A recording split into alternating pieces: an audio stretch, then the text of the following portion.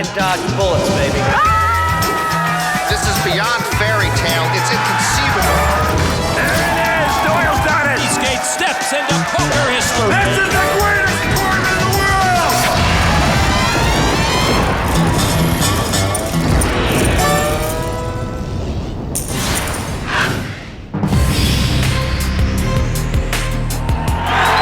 There are 9 seats at the final table, and those who claim them become the biggest names in poker.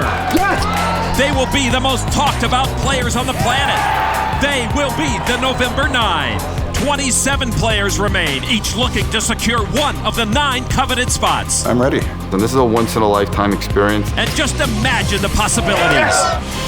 Will a woman take her seat? I think this is everybody's dream. Will a top pro secure a chance to take back the title? I am just so ready to win everything. Will an amateur continue to lead the field? You don't have a victory till you're number 1. And will he get there? He is the most feared player in poker. He is Phil Ivey, and he could become one of the November 9. I got a pretty good chance to win the thing. It's his goal. It's their goal. And now the ultimate goal is within reach. Welcome to the main event of the 40th Annual World Series of Poker, presented by Jackling's Beef Jerky with Norman Chad. I'm Lon McCarran. The Rio Poker Room was once a sea of poker tables. Now on day 8, just 3 remain, each one surrounded by family and friends, hoping to get a glimpse of history in the making. At the outer table sits the last woman in the field, a former sports marketer from Spain, Leo Margetts. At table 2 sits a student from the University of Kentucky, Billy Kopp, who is second in chips. Also there is bracelet winner, poker pro, Antonio Esfandiari. Over at the feature table sits the pro, the one and only Phil Ivey. Lon Moses never made it to the promised land, but my man Phil Ivey will make it to the November 9. This field is small, but every table is dangerous. Alongside Ivey sits the only player here to have made a main event final table, the grizzly Jeff Schulman, as well as the unlikely chip leader, the logger from Western Maryland, Darvin Moon. A big day for the final 27 players. The chip average right now just over 7 million. At least you got cleaned up for the yeah. Who knew we'd be on TV? What is the price of a haircut and a shave these days? I don't care about my appearance, obviously. I take care of you, Jeff. You have a razor? I'll get back and get you one down here.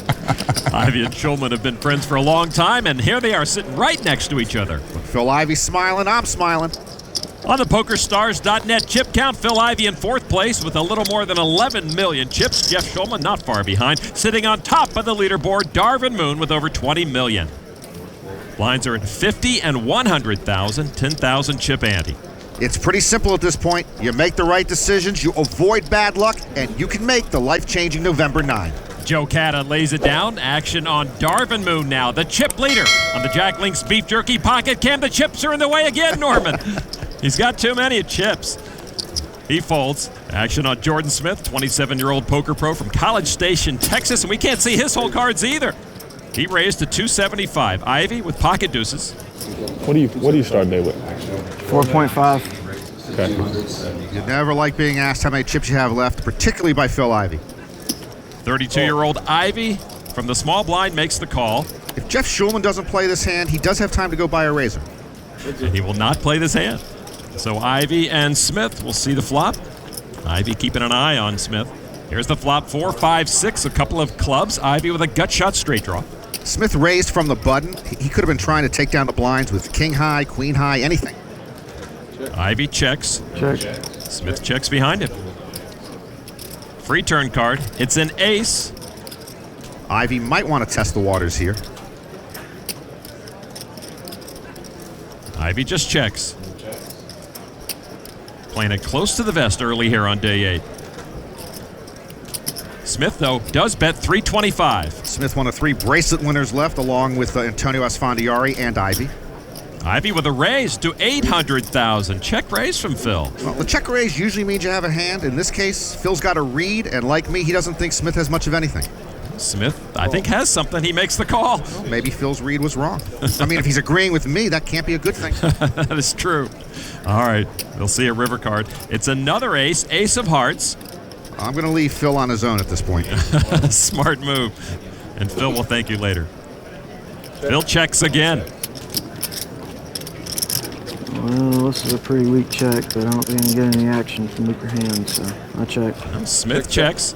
Ace. Oh, he's got trip aces. Heck, Phil can't beat that. Yeah, Ivey mucks his cards. My man's got to start winning some hands, or we're not going to make it to the promised land. Smith happy with that pot of $2.3 million. If Ivey straight comes through, he may have put a hurt on Smith, but he came up short. That's not how he wants to start day 8. It's been a long road, Norman, but the final table is now within reach. Just 27 players remain in the main event, and at this stage, every hand could make the difference between poker immortality and letting the opportunity of a lifetime slip away. Lon, the players left here can almost touch the November 9. We've got poker pros, a Wall Street type, 3 Frenchmen, 1 woman, a former train conductor, and a logger who happens to be the chip leader. And they're all overshadowed by one man, my man, Phil Ivey. Like Sinatra, when Ivey walks into the room, you really don't notice anyone else. If Ivey were to make the final table, you can bet Poker's Elite will be there to cheer him on. You can also be sure that Mel and Tad Humphreys, Ivey's most loyal fans, will be there as well. I love your fan, by the way. I love your 2 fans over there. It's the best. Best thing in poker. I thought we were the best thing in poker, Lon. You just give him love. Yeah, he gets him 2 seats behind the third base dugout for every tournament. I know him since I was 18 years old. Oh, I didn't know that. Yeah. Phil used to play poker in Atlantic City with the Humphreys. That's cool. Phil was known as No Home Jerome when he played underage in Atlantic City. Day 8 sure to be nerve-wracking for all the remaining players. There are just 3 tables left and only 1 woman, Leo Margetts, who started the day as the second short stack. She is sitting by as James Akenhead is in a pot after the flop with pocket kings against the pocket aces of Ian Tavelli. Ian's grandfather, John Downey, in the chair. Ian's grandfather bought him into the main event. He also played. Tavelli bet $1.5 million. Akenhead comes over the top, and Tavelli calls to go all in with his aces. Tavelli, 21 years old, one of 4 players left with a chance to become youngest main event champ ever. A terrific chance here to double up. Tavelli with his aces. Still good with that 6 on the turn. And now only a king would knock out Ian Tavelli. The river card is a 7, and Tavelli will double up. Ian's grandpa agreed to buy him in if he maintained his GPA. Grades do matter. Akenhead left with under 3 million chips. 8 million. All my grandfather ever did was beat me playing war. There's never a bad time to get aces. Tavelli flush with chips. Over at table 2, where 2 of the top stacks reside, Steve Begleiter from New York is 3rd in chips right now with over 11 million, as well as 23-year-old Billy Kopp, who is 2nd in chips. He's in a hand against Antonio Esfandiari before the flop. Antonio's been unable to get it back in gear. Kopp raised pre-flop. Antonio made the call. Here's the flop. 6-9 queen. Kopp's pair of 9s is the best hand, but Antonio the favorite with 2 overs, flush, and straight draws. There's Antonio's brother Pasha, who played in this year's main event. Kopp with the pair of 9s bets 500,000. Kopp bets a little more than half the pot with middle pair. Every pot now big. Every decision magnified by the stakes at hand. Antonio Esfandiari putting some of his troops together. And he's going to sprint with those draws. He raises it to 1.8 million. On the draw, the magician turns up the heat on Kopp. But the real pressure's actually on Antonio. Almost half of his chips have gone into this pot already. Kopp, one of the top chip stacks, certainly has Antonio covered. And Kopp will lay it down. Kopp plays it safe. Pasha cashed in the main event for the first time this year, and this will be Antonio's first main event cash, but he'll make a little more than his brother. What are you going to do to recover after this? You on a vacation or no? Drink. I had a no drinking bet for the whole World Series. You can't drink until you're done with the World Series, and here we are on day 8. I'm sure the champagne is on ice with the final table so close. The 2009 World Series of Poker is presented by Jack Link's Beef Jerky. Feed your wild side. And in part by WSOPmobile.com. Get the WSOP Hold'em Legend game for your phone or iPhone. And PokerStars.net, the world's largest poker site. The World Series of Poker, presented by Jack Link's Beef Jerky. Main event. Back at the Rio, just 27 players chasing that main event bracelet right now, and Phil Ivey just collected his daily apple from the Humphreys. I never see your face on a big button, Norman. I don't have a face for buttons. I need a fan. Guy that likes me. How you gonna get that? I don't know. You have a few down here where you make the final table. I noticed that yesterday. I think you're going to make the final table for sure. I feel like you're going to make the final table. Me, I'm questioning this. I feel that way. It's weird.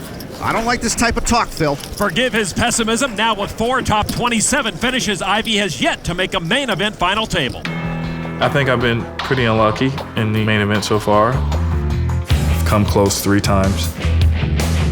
Everyone knows that hand against Moneymaker, where I would have been in pretty good chip standing. Miracle on 4th Street for Phil Ivey, who now has the full house. He rivered the ace to knock me out. It's an ace! He hit it, I was like, wow, I'm out. An incredible knockout blow. Phil Ivey loses with a full house. I was very, very disappointed, but whatever, you know, it happens. My man, Phil Ivey. Phil Ivey. Phil Ivey, how hasn't he won the main event? This year, I really feel like I have a legitimate shot at winning this tournament. You know, when you first sit down and you play and there's 6,500 people in there, you really don't feel that way. Ivey's been my man to win the main event for the last 7 years. If I did not learn what I learned in those last 3 events, I would have gotten knocked out of this event. But I was a lot more patient. I'm good in these situations. And I took my time and I decided that I'm going to try to win this thing. What would I give up for Phil Ivey to win the main event? I'd give up the ace of spades, Klondike bars, and lawn. Hey, your man just folded Trey Deuce, so he's going to sit this one out. Action on Nick Maimone, Queen 10 offsuit. Maimone graduated from Furman. I believe they are the Raging Cajuns. Come on. All in. Maimone all in. We'll hear a lot of that from the short stacks on day 8.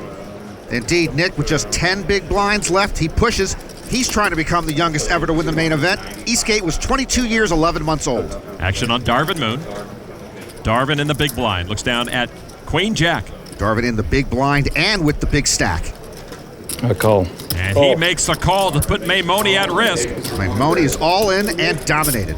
Yep, Maimone shows his Queen 10, and Darvin's got him.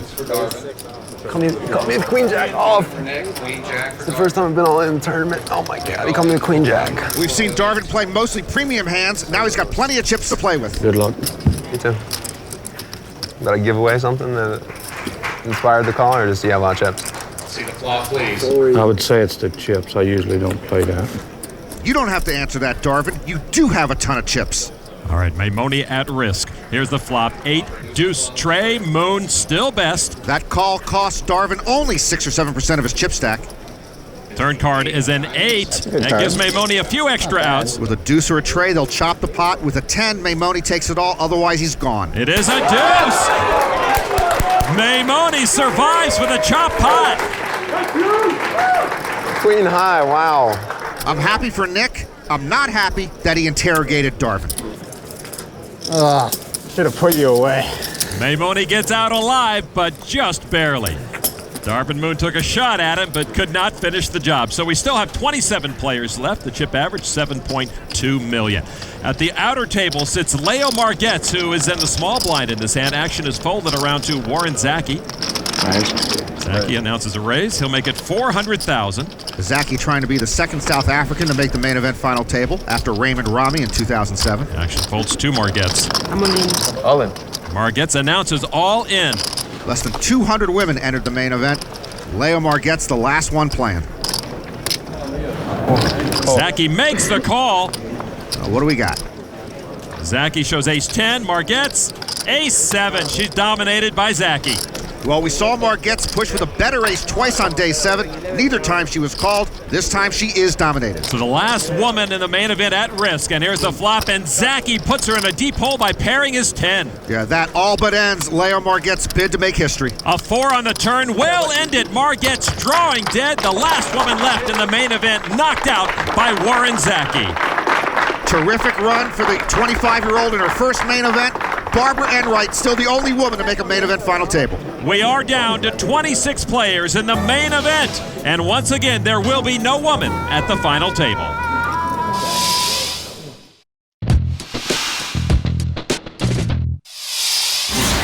Back inside the Rio, Leo Margetts making her way to the exit, just knocked out of the 09 main event. 26 players remain, all of them men. Like the old days with Wild Bill Hickok and Doc Holliday and Bat Masterson. The last girl, Joel. You made it. What? Last woman in the event. She's out? Said you're the last one. Now I see why Card Player Magazine doesn't publish much humor. How can they be so relaxed with the final table so close and millions of dollars at stake? Not much has changed on the leaderboard. Ivey has slipped to 5th, Shulman to 9th. Darvin Moon continues to be the chip leader. Ian Tavelli now 7th in chips thanks to that recent double up. At table 2, Antonio Esfandiari watching as a four-way pot happens around him. Steve Begleiter rivered a flush. He has the check mark. Antoine Saout, one of 3 Frenchmen in the field, will check the river. Kevin Schaffel now will take a shot at it. 750,000. Schaffel, the oldest player left at age 51, bluffs at it. Another French player, Ludovic Lacay, will lay his hand down. Steve Begleiter now. $1.5 million on top. Will raise it to $2.25 million total. The flop and the turn were checked, allowing the former Bear Stearns executive to hit the runner flush. Action on Antoine Saout. He had a straight flush draw on the flop. If he bet it, the hand might have been over. He lays the hand down. Now to Schaffel, who would be playing the board, which is not a good thing. He lays it down, and Begleiter takes the pot. Begs! From Aussie to begs. You guys practiced that last night? Steve, he's our man. If he can't do it, no one can. Whee! Go, Steve. Begleiter's been on a great run here. Quite a contrast to the recent turmoil in his financial world. I spent 24 years, my whole working career at Bear Stearns. I ran the corporate strategy area and was on the management committee. We had a very heavy concentration in the mortgage business. We thought we had things under control, and we had a liquidity crisis. A liquidity crisis is sort of like having a heart attack. One moment you're fine, the next moment you're dead. And in a very short period of time, we went from, struggling to out of business. It was a very, very dramatic time. You feel all sorts of emotions. You're ashamed, you're embarrassed because you're part of this, and I was part of the management team, and so part of it's my responsibility. Did people make mistakes? Did I make mistakes? Absolutely, but I don't think anybody did anything other than what I thought was absolutely the right thing to do in a situation. When you hit the bottom, you really find out who your friends are. I'm lucky, I found out I had a lot of friends. And Begleiter does have a lot of friends on the rail, many of them from his home poker league in Chappaqua, New York, where he won his main event seat. The league members will share 20% of his winnings. 26 players left, the blinds at 60 and 120,000. Back to the featured table, and Darvin Moon. Darvin's got pocket aces. I overheard Darvin telling people after day 7 how he keeps getting pocket aces, and here they are again, this time under the gun. He earned his seat by winning a tournament at a Wheeling, West Virginia casino. He limps in. All right, take him on, Phil. Phil Ivey, Trey Deuce. All right, next time. Yeah, he folds. Shulman. Couple of hearts, Jack 7 into the muck. Action folds over to Nick Maimone. Maimone says no thanks. Andrew Lichtenberger, 21-year-old from New York with Jack 9 of diamonds. And Lichtenberger also with a chance to become youngest main event champ ever. And he will limp in as well. Small blind now. Marco Mattis with pocket sixes. A German student. He's just 22, but he cannot beat Peter Eastgate's record. He makes the call. Now the big blind, Joe Cata. 7-5 offsuit. He's 21 years old. He can become youngest world champ ever. He can play for free, so Darvin's aces have to take on 3 other players. Darvin slow plays those aces, and he's got 3 young hitchhikers along for the ride. 9-9-5. Lichtenberger hits trip 9s. Darvin Moon fell way behind very quickly. Darvin in the hand with 2 21-year-olds and a 22-year-old. Mattis checked. He flopped 9s and 6s. Cata now, he flopped 9s and 5s. Cata's got a 1% hand. He's going to bet at 200,000. Darvin Moon with aces up. Only second best, though. Darvin, by the way, is 45 years old. And he'll make the call for 200,000. Lichtenberger flop trips. This is Lichtenberger's first World Series, and he cashed here 5 times this year. And he flat calls. Now Mattis. Well, Mattis now getting 6-1 on a call here. Looks like he wants to hang around. He will stick around, so all 4 players will see the turn. Darvin and the pips. Turn card now. Trey of hearts. Lichtenberger still with a strong grip on his hand. Mattis checks again. Cata's drawing dead. He checks. Darvin's got to think his aces up are good. And with his aces and 9s, he bets 700,000. To Lichtenberger now. He's got a hammer lock on this baby. And just calls again. Andrew chooses just smooth call again with his trip 9s. Mattis gets out of the way. Cata with a final peek and says goodbye to his cards. So heads up, Darvin Moon and Lichtenberger. Moon looking for help. 10 of clubs does not do it. Lichtenberger gets the check mark with his 3 nines. Andrew giving a good long look to Darvin Moon. Darvin bets $1 million with his aces up. Darvin Moon with a value bet there, a little more than 1/3 of the pot. Let's see if Lichtenberger finally announces his hand with a raise. Nope, just a call. And Darvin, as he's done so often, shows a big hand. But Lichtenberger got him this time with trip nines. I'm surprised Lichtenberger didn't raise on the river. Perhaps he, like others, just can't figure out the Moon Man. That is one clean-shaven young poker pro. So as Lichtenberger collects his 5 million chip pot, the table realizes Moon can be beat, but you just may have to crack pocket aces to earn any of his chips.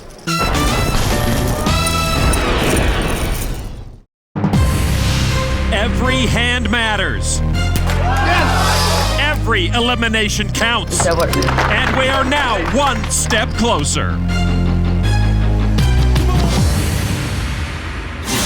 Back inside the Rio poker room, we're down to just 25 players. Darvin Moon has not been knocked out. He's just moving his racks of chips to a new table. Oh, chip leader. Not anymore, I don't think. Welcome to the bar. Slow playing aces in that crack. Nicest chip leader I've ever seen in my life right here, though. James Calderaro singing Darvin's praises. You have gotten some hands. Darvin not happy about how he played those aces at the featured table. Come on, buddy, you're still the chip leader at the main event. Can't we get a smile? Darvin has lost a couple of million, but he is still top dog. Phil Ivey and Jeff Schulman continue to hold spots in the top 10. Steve Begleiter remains in 4th place with over 12.5 million. Day 8 has not been too kind to Mr. Ivey, but he is 6th in chips, and as long as he's in this event, everyone should be afraid. Be very afraid. Come on. Nick Maimone moves all in again with Queen 5 suited. And this time Maimone has less than 9 big blinds left. Action around to Phil Ivey. Maimone's favorite player, he told us. Pocket jacks. Well, Nick Maimone is going to have company. On the button, Phil will make the call. So only the blinds to act behind Phil. Jeff Schulman in the small blind. Ace 4. Thought about it, but folded. The big blind folds. Hope I'm live. Nope, I got one. Maimone all in and behind again. It's like Joe Stapleton says on Poker Road, if you can't take the best of it, take the worst of it. So Maimone in trouble against the pocket jacks of Phil Ivey. 30 seconds, Phil. I love you. I almost wanted to come. Oh, please, Phil. Let's not be ridiculous. Here's the flop. Deuce 8-10. Ivy still in control. No queen there. Phil's got that look. Hey, Nick, you're going to walk away with 350 large, and you can tell people Phil Ivey knocked you out. Maimone said he was happy just to make the top 100. Turn card now. Oh! There's the queen for Maimone. See, Phil, you really didn't want that to come. Boy, Phil looks a little green in the gills. Ivy now will need a jack or a 9 for a straight to knock Nick Maimone out. The river card is an 8, and Maimone stays alive. I showed any too. I mean, I have to. Listen, sorry, Phil. Phil thinking you can stick your sorries in a sack, son. Woo. Living on a prayer. Phil Ivey hoping it's not deja vu all over again. Yes, another World Series. No, Phil, this is your World Series. Now shake it off. Over table 2 here at the Rio, Antonio Esfandiari sitting by as 3 players saw a flop of 10-7-6. Francois Balmager with pocket jacks. Steve Begleiter with pocket 4s. Billy Kopp just flopped a pair of 7s and a straight draw. Balmager raised pre-flop. Begleiter called, and then Billy called out of the big blind. Kopp bets the flop, 700,000. Balmager, the poker coach, with the overpair to the board.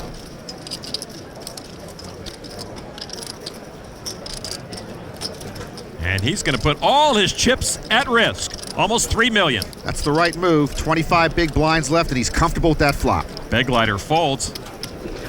You have something like ace-king? Trying to get me off the 10? Come on, Billy. Would he really push here with just ace-king?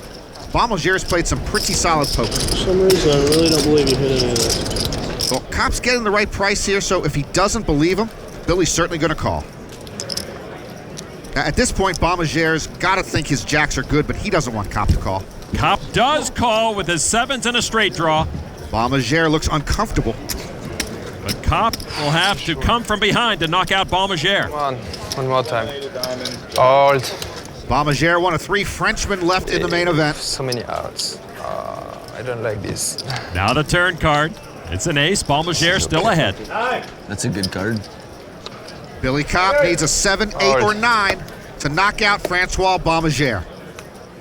And the river card is the 9! Kopp hits the 10 high straight. Baumagere is gone. It is hard to work so long to get here and to go out that way.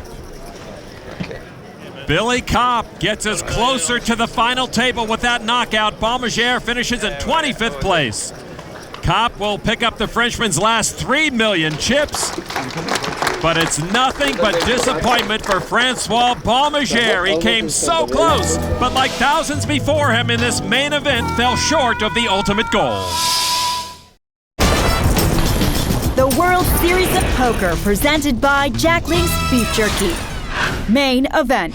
Back at the Rio, time for the Jack Link's Beef Jerky wild card hand. I'm tired of thinking, Lon. Why don't you put on your smarty pants and see if you can figure out the wild card hand for once? All right, I guess I'll play ball. Billy Kopp has the wild card hand. College student, striped shirt, that should help you. Under the gun +1, early position raise. Usually indicates strength. I'll go with a pocket pair. I'll go with the Lon McCarran Memorial Pocket Jacks. Antoine Saout in the big blind with pocket 4s. Saout dropped out of engineering school. He's been a poker pro for less than a year. He makes a call from the big blind. If Kopp has pocket jacks, then I'm an archaeologist. All right, here we go. Heads up to the flop. It is 5, 6, 9, couple of hearts. Saout checks. If I'm Billy Kopp with jacks, I see straight and flush draws possible out there, so I want to take the pot down right now. He does bet 600,000. That's 80% of the pot. You still have him on pocket jacks. Saout reaching for chips. I guess he doesn't believe me that Kopp's got jacks. He calls. If Kopp has pocket jacks, then I'm a Hungarian neurosurgeon. All right, here we go to the turn. It's another 6. Might slow them down. Saout does check. You know, it's amazing. You're trying to figure out hole cards, and I don't think you can even tell me the name on your own driver's license. Kopp checks as well. What's Billy got? He's got jacks. River card is a tray. I still like the jacks. If Kopp's got jacks, then I'm Oprah.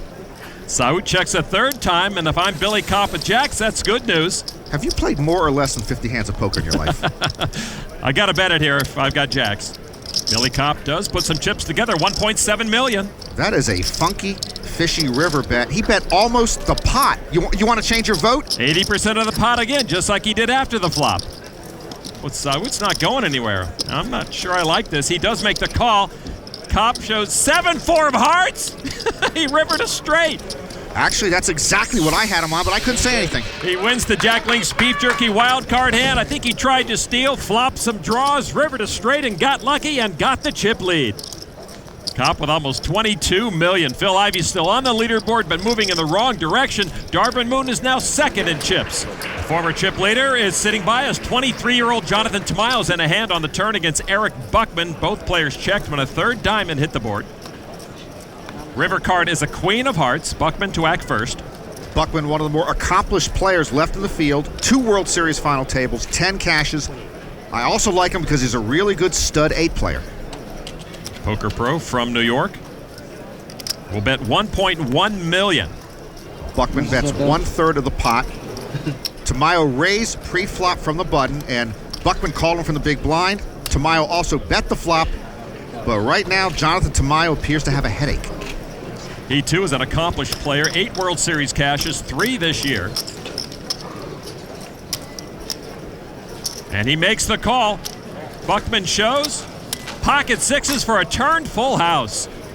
And I assume Tamayo called with a big pocket pair. Remember the mounds of chips Tamayo used to have? Well, they are evaporating rapidly. Buckman over 11 million now. Let's get back to the featured table. You know, Phil Ivey was just a youngin' at his first main event, and we have 4 players left who could be the youngest ever to win the big one.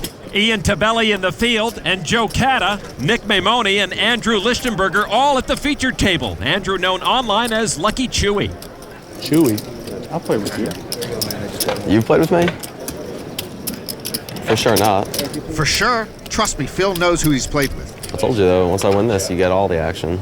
I heard that from about 5 different people already. I'm not 5 different people, though. I book all of Phil's action. You gotta come through me. Good luck. See you in Bobby's room. Bobby's room, home of the big game. Ivey, one of only 3 bracelet winners left in this main event. The last time a bracelet winner won the main event was in 2000 when Chris Ferguson took it down.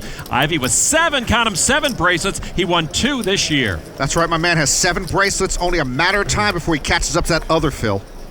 Action folds around 2. Bracelet winner Jordan Smith on the Jack Link's Beef Jerky Pocket Cam with Pocket 10s. Smith won his bracelet this year in No Limit Hold'em. He beat a field of almost 1,700.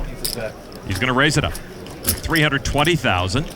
Action folds over to George Karageorgis. Trying to become the first Canadian to win the main event. He'll lay it down. Nick Maimone now on the button with pocket 7s. Maimone says if he wins enough here at the main event, he wants to travel to Africa and South America. Personally, I prefer Niagara Falls. He's going to re-raise with his 7s. To 825,000 total. Maimone in dangerous waters again. That's nearly half his remaining chips. The blinds get out of the way, so the raise back to Smith. If Smith wins a lot of money here, I don't think he's going anywhere. He says he is unusually lazy. He makes the call for 505,000 more. The flop, 8 queen 4. Smith still in control with the 10s. All in. All in? I call. Maimone calls all in. You got a pair? What? 10s. Really? Remember, Nick, if you can't take the best of it, take the worst of it. Maimone all in and behind. That's where he does his best work, though, Norman. Nick Maimone's been short stacked today, and this is the 3rd time he's been all in and behind.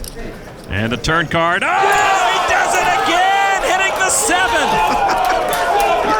With this much luck, how is he not destined for the November 9? Neither player can believe what they just saw. Maimone trying to double through Smith. He doubled through Phil Ivey earlier. Maimone now looking to dodge a 10 to stay alive. The river card is a 9, and Maimone will stay with us with almost 4 million chips, courtesy of Jordan Smith. Oh my Lord. Nick still short stacked, but he could be Destiny's Child and headed to the November 9. That's sick, man. Sorry, unlucky. A charmed Maimone still chasing the final table dream.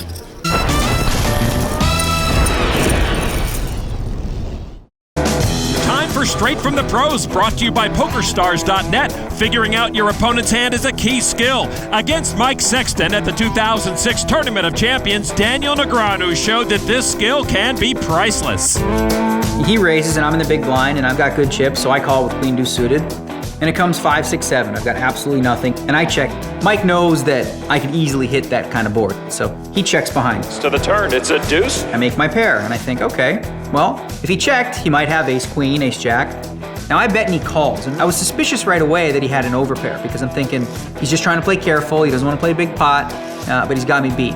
And then the river, I check and now he makes a very small bet. And I'm thinking to myself, you have to have 2 kings here. Might have like kings, I guess. And I paid off the little itty bitty bet. How scary is this guy? You have kings? He showed me the kings. I lost a very small percentage of my stack, but it was well worth it because it let him know that I'm really, in the zone.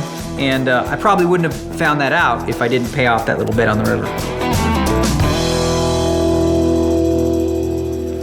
Back inside the Rio Poker Room, fans are shoulder to shoulder, straining to keep tabs on all 3 tables. At table 2, chip leader Billy Kopp sitting there. Action, though, is on Antoine Saout, who looks down at ace-queen offsuit. Saout won a $50 online satellite into the main event.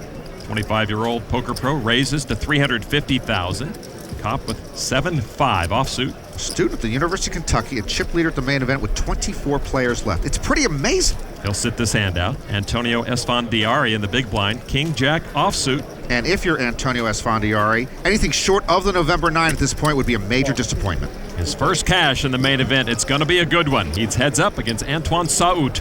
The flop is 4-5 tray. Saout picks up a gut shot to a wheel. Antonio missed that flop.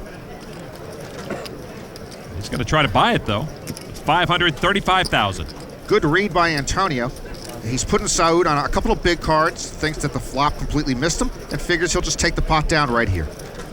Saout with ace-queen. Antonio is aggressive and usually in the right spots.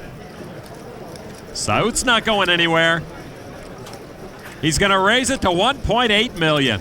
That's an advanced play from Saout. He thinks Antonio only bet because Antonio thinks he has nothing, but he thinks Antonio also has nothing, so he repops Antonio with nothing. Got it? And that ends the auction. The semi-bluff trumps the bluff. The best defense against an aggressive player is a good offense. Saout will take down that pot. Antonio is reeling. Get the life coach on the line stat. So with 24 players left, the chip average just over 8 million. Billy Kopp still the front runner. Back to the featured table, where Phil Ivey and everyone else in the room trying to balance survival and chip accumulation with the final table so close. Ivey with pocket eights. Ivey won his first bracelet in 2000 in pot limit Omaha. Heads up against Amarillo's Slim. A changing of the guard. That's the last time Slim made a World Series final table. Phil raised to 320. Shulman with pocket deuces. Jeff Shulman looks like a Hollywood producer who hasn't had a movie made in about 6 years.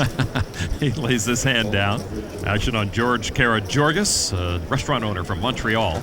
And he'll lay it down. Nick Maimone. Here's the kiddie corner. Maimone, Lichtenberger, Mattis, and Kata. There should be a cotton candy machine on that side of the table. Mattis lays it down on young Joe Kata. Kata won't play this hand either. So they'll leave it up to the old guys. 27-year-old Jordan Smith in the big blind with ace-9 offsuit. Smith's only 27, but he just seems more world-weary. Wondered what Ivey might have raised with under the gun. He figures Ivey doesn't have much, so he's going to raise it with that ace to 1 million. There's 3 betting Ivey with ace-9 off. How much are you behind? I don't know. Actually, this is the second time Ivey's asked him that with a pocket pair, and it's the second time Smith has had ace-9. Sometimes it's not what they answer, but how they answer. I think I started with 6.5 or 6 or something like that. I'd like to tell you what Phil Ivey is thinking, but he thinks at a much higher level than I do, so I don't want to pull a brain muscle. Ivey needs 680,000 more to make the call and does toss it in casually. The last time these two were matched up, Ivey was in the blind. This time Smith's in the blind and Ivey has position. Smith and Ivey will see a flop. The flop is 5, Queen 10. Ivey's pocket eights are still best. Jordan Smith just has ace high. And he checks it. Come on, Phil, you got pocket pair. Show some pep in your step. No, he checks with 2 overs on that flop. And now the turn card is another queen. Ivey still best, and he adds a flush draw. And Jordan Smith still with just ace high. Smith? Check. We'll check again. This is a spot Ivey might pounce on with a pair and a flush draw. But no, he checks too. I'm surprised. River card, ace of spades. Ivey with a check mark, hitting his flush. Smith, though, got that ace. He has aces up. Check. Checks again. Ace. Ivey checks. I guess Ivey was worried about a higher spade flush. Smith shows his aces up. Ivey mucks his flush. He just mucked his hand. He can't even win when he wins. Phil, you had a flush. 5 suited cards is a flush. You gotta be kidding me. But Smith will take that pot. I am barring Phil from the big game for 30 days. Phil Ivey mucked the winner. Wow. Phil, you misread your hand. You misread your hand. How could you misread your hand?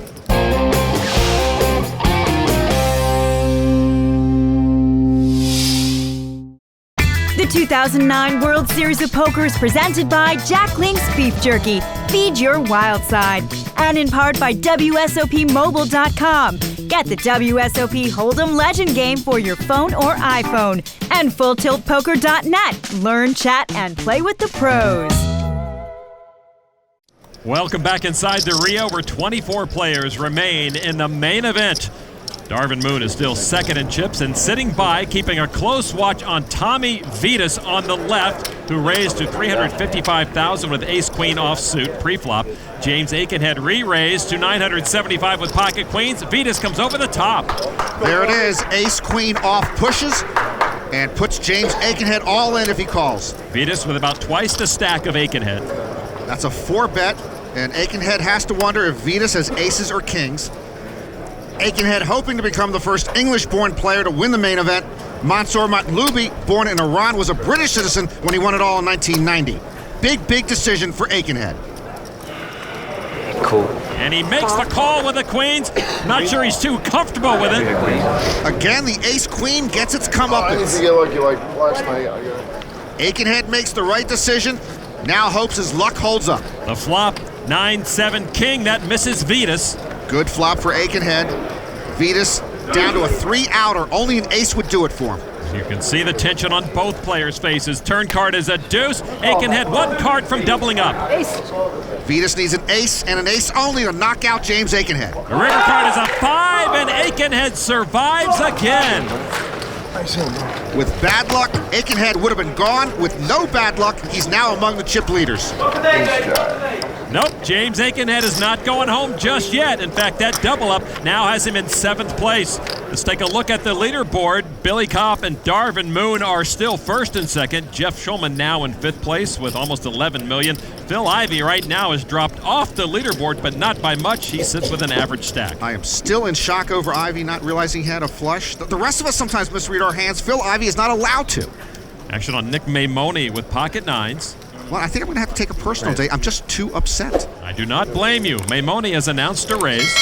Phil forgetting his hole cards is like Madonna forgetting her garter belt. 290. Maimone, the economics graduate, raises to 290,000. Action on Andrew Lichtenberger, and he will fold. Marco Mattis with pocket queens. He's a 22-year-old economics student trying to become the first German to win the main event. He plays poker and he's on the volleyball team. All done. And moves all in for about 2.5 million. Joe Cata on the button, he gets out of the way. So action on Jordan Smith in the small blind. You know, even if you're a pro, it doesn't hurt to look back at your hand once in a while. Just double check what you have. You're absolutely right.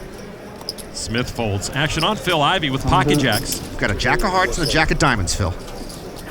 I'll call it. And he makes the call. Maimone folds.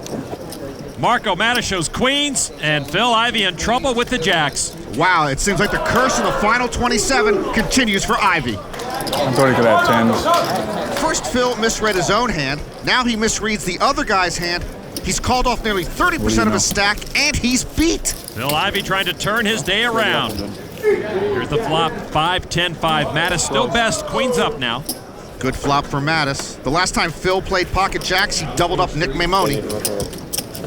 Turn card is a 7. One more card for Mattis to survive. Ivey has to have a jack to eliminate Marco Mattis. It's a 4 of diamonds, and Mattis will double up through Phil Ivey. Ivey bleeding chips gives up 2 million more. I don't like the look of this. Mattis seems honored to now own Phil Ivey's chips. Phil needs to take a timeout. Of course, he still doesn't know he mucked a winning flush. Phil and I need to have a sit down. All right, let's go to table 2. Antonio Esfandiari raised to 310,000 from under the gun with pocket 5s. Action folds now to Steve Begleiter.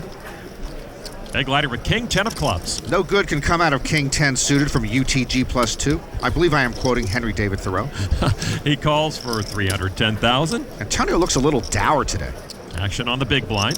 He folds, so Begleiter and Esfandiari. And you, no matter how they toss the dice, you had to build. As the main event wears on, Antonio's singing voice has suffered. The flop is 4, deuce 10. Begleiter leads with a pair of 10s. Antonio with a couple of bad breaks here. King 10 didn't have to call. Then a 10 didn't have to hit the flop. Looks like he's putting together a continuation bet with his pocket 5s and does bet 535,000. Antonio creating his own bad break here. He figures if Begleiter doesn't have a 10, his pocket 5s are good. I'm gonna raise. He's gonna raise, Lon. He announces raise with top pair. Steve Begleiter. Those are the chips to call. Let's see how much he wants to raise it. Antonio can't like the fact that the amateur has said raise. Begleiter will make it slightly more than $1 million more. This would be a good time for Antonio to stop fishing and to start cutting bait for the next hand. All right, I'm all in. No, he's going deep sea fishing. Turns up the heat on Begleiter, hoping Steve missed that flop. Antonio puts his main event on the line, and he's got to hope Begleiter walks away. Begleiter, top pair, good kicker, getting 2.5 to 1 on a call here.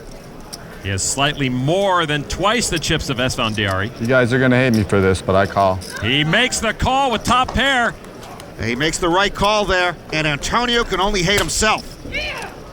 So Antonio Esfandiari, a bracelet winner, in danger of going out of this main event. What do you think? Yeah, 10, 13. Yeah. It's been a terrific run for Antonio, but he's on the brink here. All right, turn card is a 6. Beglighter is still best, but he is nervous. Antonio Esfandiari with a gut shot straight draw. No 3, no 5. Antonio Esfandiari has to have a 3 or a 5, or his main event is over. The river card is an ace, and that's going to do it. Beglighter wins the hand, knocking off Antonio Esfandiari. Thank you very much. Antonio Esfandiari quietly exits in 24th place with a payday of almost $353,000. Beglighter's camp is elated. What's going to do? A crushing Good blow luck, to sir. Esfandiari. The magic is gone. You are the best. Pell Baines. You got to Pell Baines. Oh, my You knock God. Baines out, okay? Let's take a look at the chip count. The top 5, Billy Kopp above 20 million. Steve Beglighter jumped into third by knocking off Antonio Esfandiari. Some guys in a bit of trouble. The bottom 5 includes the once high-flying Jonathan Tamayo. That's Joe Cata, one of the 4 players who can break Peter Eastgate's record of being the youngest to win the big one. Nick Maimone, 22, also has a chance to break Eastgate's record. He's had an adventurous day 8, almost out of here 3 times. What's the Maven BT? What's that? It's a poker training school. You make money off those training schools? Yeah. A lot of guys want to know what we're doing. Andrew Lichtenberger started LegoPoker.com. Hop on board, Phil. Maybe I should start one. The Cease Open. You don't got to start your own. Andrew trying to recruit Phil. Lego's got open arms. The Phil Ivey Poker Academy. I could be chancellor. On the Jack Link's Beef Jerky Pocket Cam, Phil Ivey on the button looks down a Queen 10 offsuit. Hey, if he's going to start playing Queen 10 off, I'm not going to be associated with his poker school. He raises to $320,000. Jeff Schulman, the editor of Card Player Magazine, has pocket jacks. Generally, if you wake up 5 minutes earlier, you can shave. He will call for $260,000 more. In the big blind, George Karagiorgis, 5, Tray of Hearts. George graduated from Concordia University in Montreal. I believe they are the Raging Cajuns. And he will make the call. George is the short stack. He's been waiting for the right spot.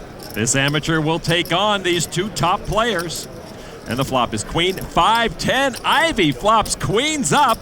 Karagiorgis, a pair of 5s. Schulman's pocket jacks go from first to long shot. And he checks.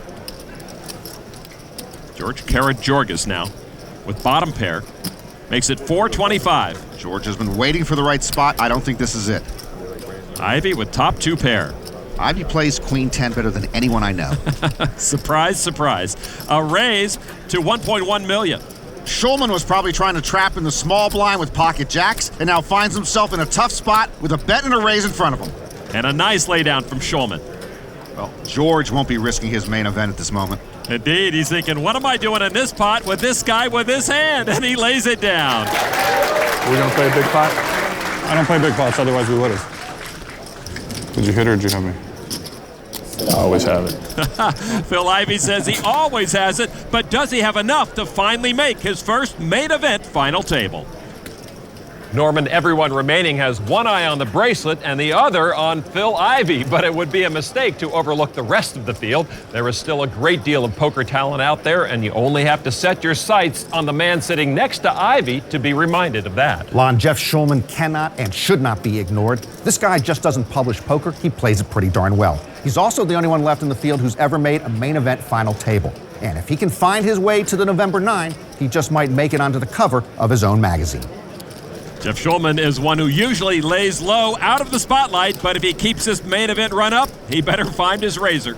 Let's go to the one remaining outer table to find James Akenhead. He recently doubled up. He's now mixing it up with James Calderaro. Pair of jacks on the flop. The river was a king.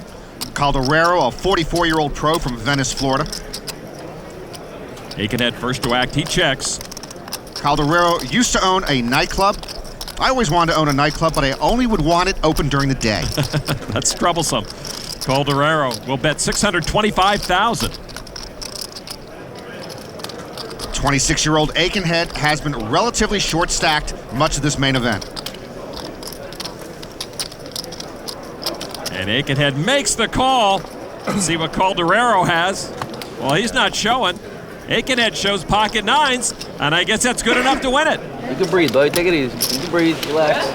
I'm breathing. It's tough to relax when you get this close to the final table. One misstep can wipe out a week's worth of work.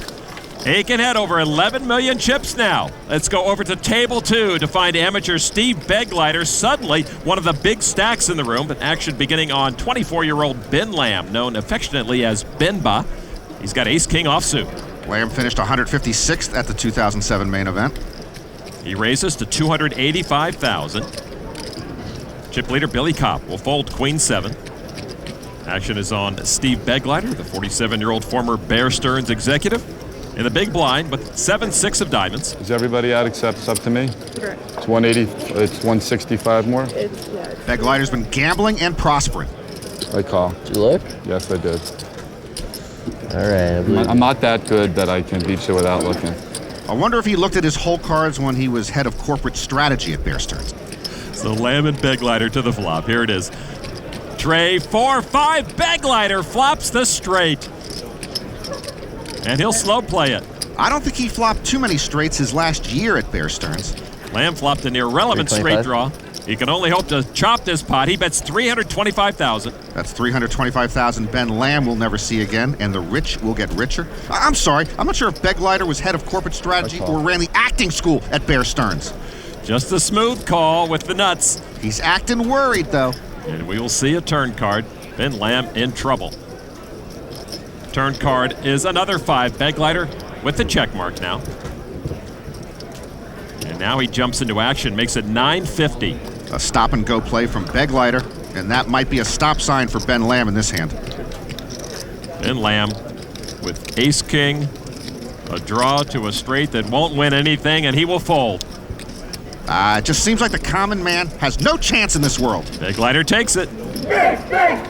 And his fans love it. Relax, guys. It's a long, long night. And the longer it goes, the stronger Steve Begleiter gets. The 2009 World Series of Poker is presented by Jack Link's Beef Jerky. Feed your wild side. And in part by WSOPmobile.com. Get the WSOP Hold'em Legend game for your phone or iPhone. And PokerStars.net, the world's largest poker site. The World Series of Poker, presented by Jack Link's Beef Jerky. Main event. Welcome back to the Rio, where Nick Maimone just called all in, but actually has the best hand this time, Norman. His pocket queens up against the ace-king of Marco Mattis. The other all-ins were small ins. If Maimone wins this one, he'll actually be above chip average.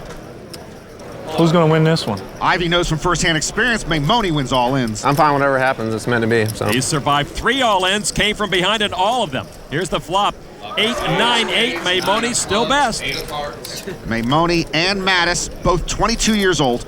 Both very nervous. It's the biggest sweat I've had in a long time. In a long time? 10 minutes. I mean, this is a flip, though. It's like, I was all in, and I was just like, I expected to lose. This is... You expect to win? Huh? I'm fine. I think whatever happens is supposed to happen, so... Those are some jewels that just got dropped. I don't think Phil's going to hire Maimone for our poker academy. Phil's acting like the MC of these proceedings. A jack on the turn, so Mattis is going to have to get his help on the river. He looks very lucky. Mattis looking for an ace or king to knock out Maimone. The river card is a tray! And Maimone hangs on to the lead and doubles up through Mattis. No, Ivey's definitely not bringing Maimone into our poker school. Nick Maimone over 9 million chips now, and that was a big hit to Mattis. He is crippled. We've now seen Maimone go 4 for 4 on all-ins on day 8, and he did not have to rally from behind on this one. And Ivey will have to deal with a stronger Nick Maimone, and the roller coaster ride of this main event continues for the 22-year-old who's still adjusting to the life of a poker player. I've been out here in Vegas for a month and a half now. I'm kind of losing touch with time, like what day it is. My sleep patterns are crazy, my eating patterns are crazy. When you're just focused, you're in the zone, you're playing for this much money. It just takes a hold of you, and it's crazy. I couldn't imagine being this deep. Living on a prayer. There was times that I was like really frustrated, and I just kind of stuck with it and didn't give up. I'm all in. And then actually sitting across from Ivey, and wow. He's always been like my favorite player, and it was just cool. It just made me feel like I was important or something. Wow. I guess right now I'm a poker player, but it's just not a very conducive lifestyle to have having a family and just living a normal traditional life, which is kind of what I want in the end. I honestly see myself probably being a teacher and a coach. I have the money now, I can go back, get certified, and I'll have a lot more fulfillment out of that other than just playing cards for myself. Oh my Lord. But I'll come back and play the main event. This has by far exceeded my expectations. Nick says he's lost all sense of time in Las Vegas, doesn't even know what day of the week it is. Heck, Lon's been that way since 1974. Good for you. Let's go to the outer table once again where James Akenhead once again mixing it up with James Calderaro. 2 hearts just came out on the flop, both checked. Akenhead raised pre-flop and Calderaro called from the small blind. A 7 of spades on the turn. Calderaro first to act, he checks again. It's a culture clash. Calderaro seems very American and Akenhead seems very British. 26-year-old from London, very highly regarded in the European poker circles. We'll bet $460,000. Akenhead learned to play poker largely from reading books. Americans don't read much. Calderaro makes this call. So these two will see a river card. $2 million in the pot. River card is a 4 of hearts, a 3rd heart on board. Calderaro checks a 3rd time. Akenhead verifies, and he checks. 9 says Calderaro, but 10's this time for Akenhead. He got him again. 10s beat 9s on both sides of the Atlantic. Akenhead's picking up some momentum. The former train conductor on the right track tonight, hoping he doesn't stop short again. Over to table 2 where chip leader Billy Kopp is seated. He's done a fine job of staying at or near the top of the leaderboard. He looks down at 10-8 of spades in the small blind. Kopp says he doesn't have a game plan here, and it's been working pretty well. A raise to $400,000. Big blind Jamie Robbins, 35-year-old from San Diego. Financial trader turned poker pro. 9-8 off. And he'll call for $240,000 more. Like Darvin Moon, Billy Kopp has been hit by the deck and prospering. And the flop is 10, King, 6. Kopp hits his pair of 10s. Robbins gets a gut shot straight draw. The deck hits Billy a little bit again. He checks middle pair. Well, I'm surprised Billy didn't bet there. He's got the big stack. Robbins checks behind him. The queen on the turn. Kopp still ahead. A second overcard on the board may scare Billy, but the big stack may still bet and see where he's at. But he does not. Kopp apparently in shutdown mode. Robbins happy to take another free card, looking to fill his straight. River card is the 7. Robbins does hit his 10 high straight. If Kopp had bet the flop or the turn, I don't think we ever see a river card. Another check from Kopp, and a good one here on the river. Robbins, like Billy Kopp, is mainly an online player. Emboldened by that river card and his straight, now bet $630,000. What's that? 630. I call. He calls with the 10s. And Robbins shows the winning straight. So straight. Kopp's passive play let Robbins get there, and the chip leader takes a 1 million chip hit. Kopp digesting the bad news. That's it. Mazel tov. Robbins takes a 2 million chip pot. Kopp perhaps wondering what could have been, but he's still the biggest stack of the room with over 25 million. Back to the featured table where Phil Ivey started the day with over 11 million, but he's given up almost 40% of that. Action here starts on George Karageorgis. Under the gun, George looks down at pocket deuces. George watches Rounders once a week, almost every week of the year. It's a good movie, but it's not like it's Citizen Kane or Roadhouse. He raises to $400,000. The blinds are now at 80 and 160,000 and a 20,000 chip ante. I love Roadhouse. Folded to Phil Ivey in the small blind. Ace 10. We got there? 1 million behind. 800,000. What do you have left, Phil? What's he messing around here for? Phil with a re-raise to a little over 1 million. That's almost what Karageorgis has left. The big blind Schulman folds. All right, I call. I'm all in. All in and a call. And they do get it all in. Phil's in a funk. He has stalled at this part of the main event before. We saw him fold a winning flush with no bet on the river earlier on day 8. This is for 15% of my man's stack. I might have to pull out of the Phil Ivey Poker Academy. Karageorgis all in with deuces. What is it? It is 1,200,000. That much? A risky move by Phil considering his stack right now. Feels like a lot to me. It is. You don't have that much left. Here it is, right here. Phil says he's going to rally in the flop. His ace 10 against the deuces. The flop is 6-jack trade, 2 clubs. Kara Jorges and his deuces are still good. What's George going to do if there's a rounder sequel? A 9 on the turn. Can Kara Jorges do it? You can't watch the Cincinnati Kid once in a while? River card now. Phil Ivey needs an ace or a 10 to knock out George Kara Jorges. The river card is a 4. And how about that? The deuces hold up for George Kara Jorges. You happy with yourself, pal? I'm not happy. George takes 15% of Ivey's stack. A poet once wrote that they whistle to keep from being afraid. Phil Ivey may be doing the same thing.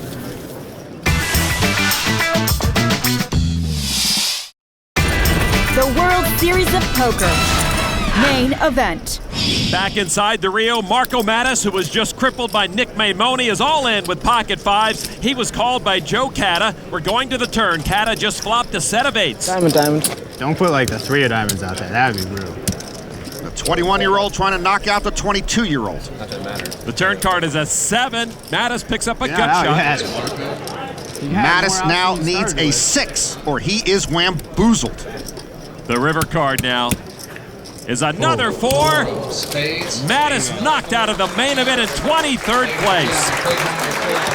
Marco Mattis' bid to become the first German to win the main event ended by Joe Catta. His first World Series cash worth almost $353,000. Time to get the ball rolling. Catta with a small step back in the right direction, now with $3.7 million, still way below the chip average of $8.8. Billy Kopp hanging on to the chip lead right now with just over $25 million.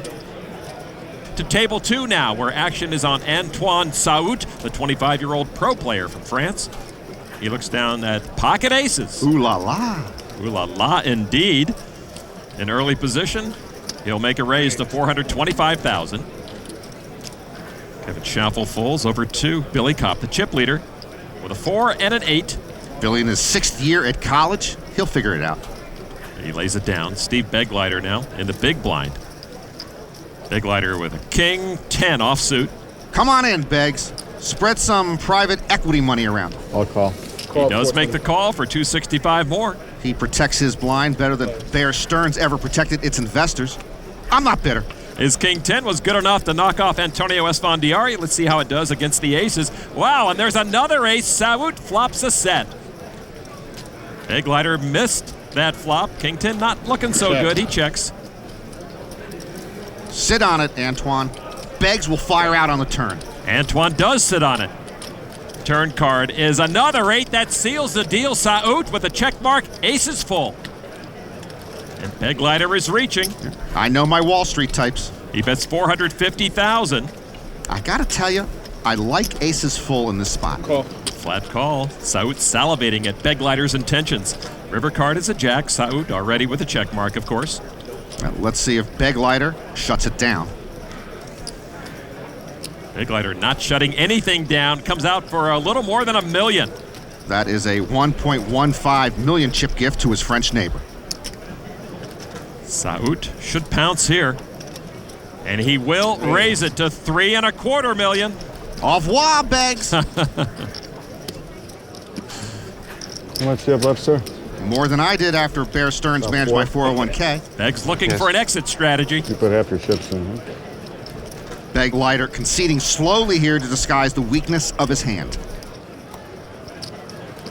And he finally lays it down. So a full house and a big bet will finally take that pot for Antoine Saout as the Frenchman works towards getting even for the day.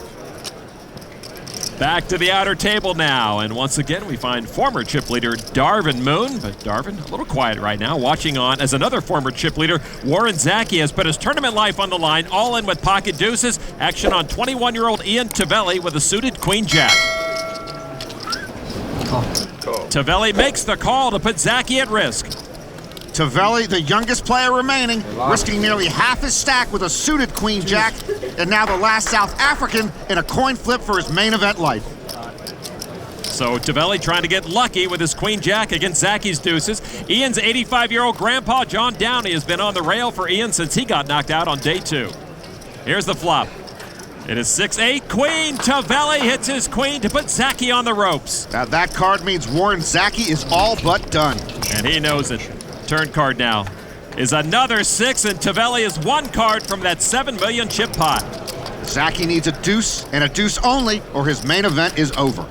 The river card is a tray, and that will do it. Ian Tavelli knocks out Warren Zaki in 22nd place. Grandpa Moses is stoked. And grandson Ian is up towards 13 million chips on day 8. One-time chip leader Warren Zaki leaves with the same thought as thousands before him, maybe next year. Time for Deal Me In, brought to you by FullTiltPoker.net. Anyone can bluff at the poker table, but it's how you sell it that counts. In last year's main event 2008 Player of the Year, Eric Lindgren had to figure out how to sell a bluff versus Michelle Abacassis. I raised it up with the 5-3 of hearts, and so a guy that had kind of been calling me a lot decided to call behind me. And it turns out he had a similar hand. Flop is 8-6-4. Both have a straight draw. Pretty good flop for me. I could make a straight. I decided to keep betting at it. He's on a semi-bluff. Show will come along. His call on the flop showed me he had kind of a weakish hand and possibly a draw. The turn comes a queen, but I'm kind of scared he's going to call me down now. So I decide to check and see if I could hit my straight if he checks behind. And he'll check it again. Now the river comes a 10. And he checks the river. So the turn and the river probably didn't help his hand. So I had to take a shot. I made kind of what I thought was a believable bet of like 750, which is a little more than half the pot. Eric sees an opening.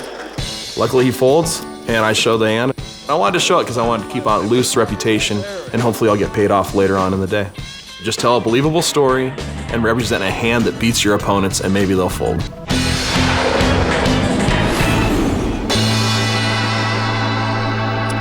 Let's get you up to date on some main event chip counts. Look at Billy Kopp still pulling away almost 10 million more than second place Darvin Moon. The 5 shortest stacks include Joe Cata, Tommy Vitas, and Jonathan Tamayo. The chip average now almost 9.3 million. 21 players left here in the Rio Poker Room. Only 9 of them will make it to November, and you can just sense most everyone tensing up a bit. Action folds around to young Joe Cata. Ace-Queen offsuit. A raise to 400,000. Ace-Queen's a loser, but he's only 21, so he doesn't know.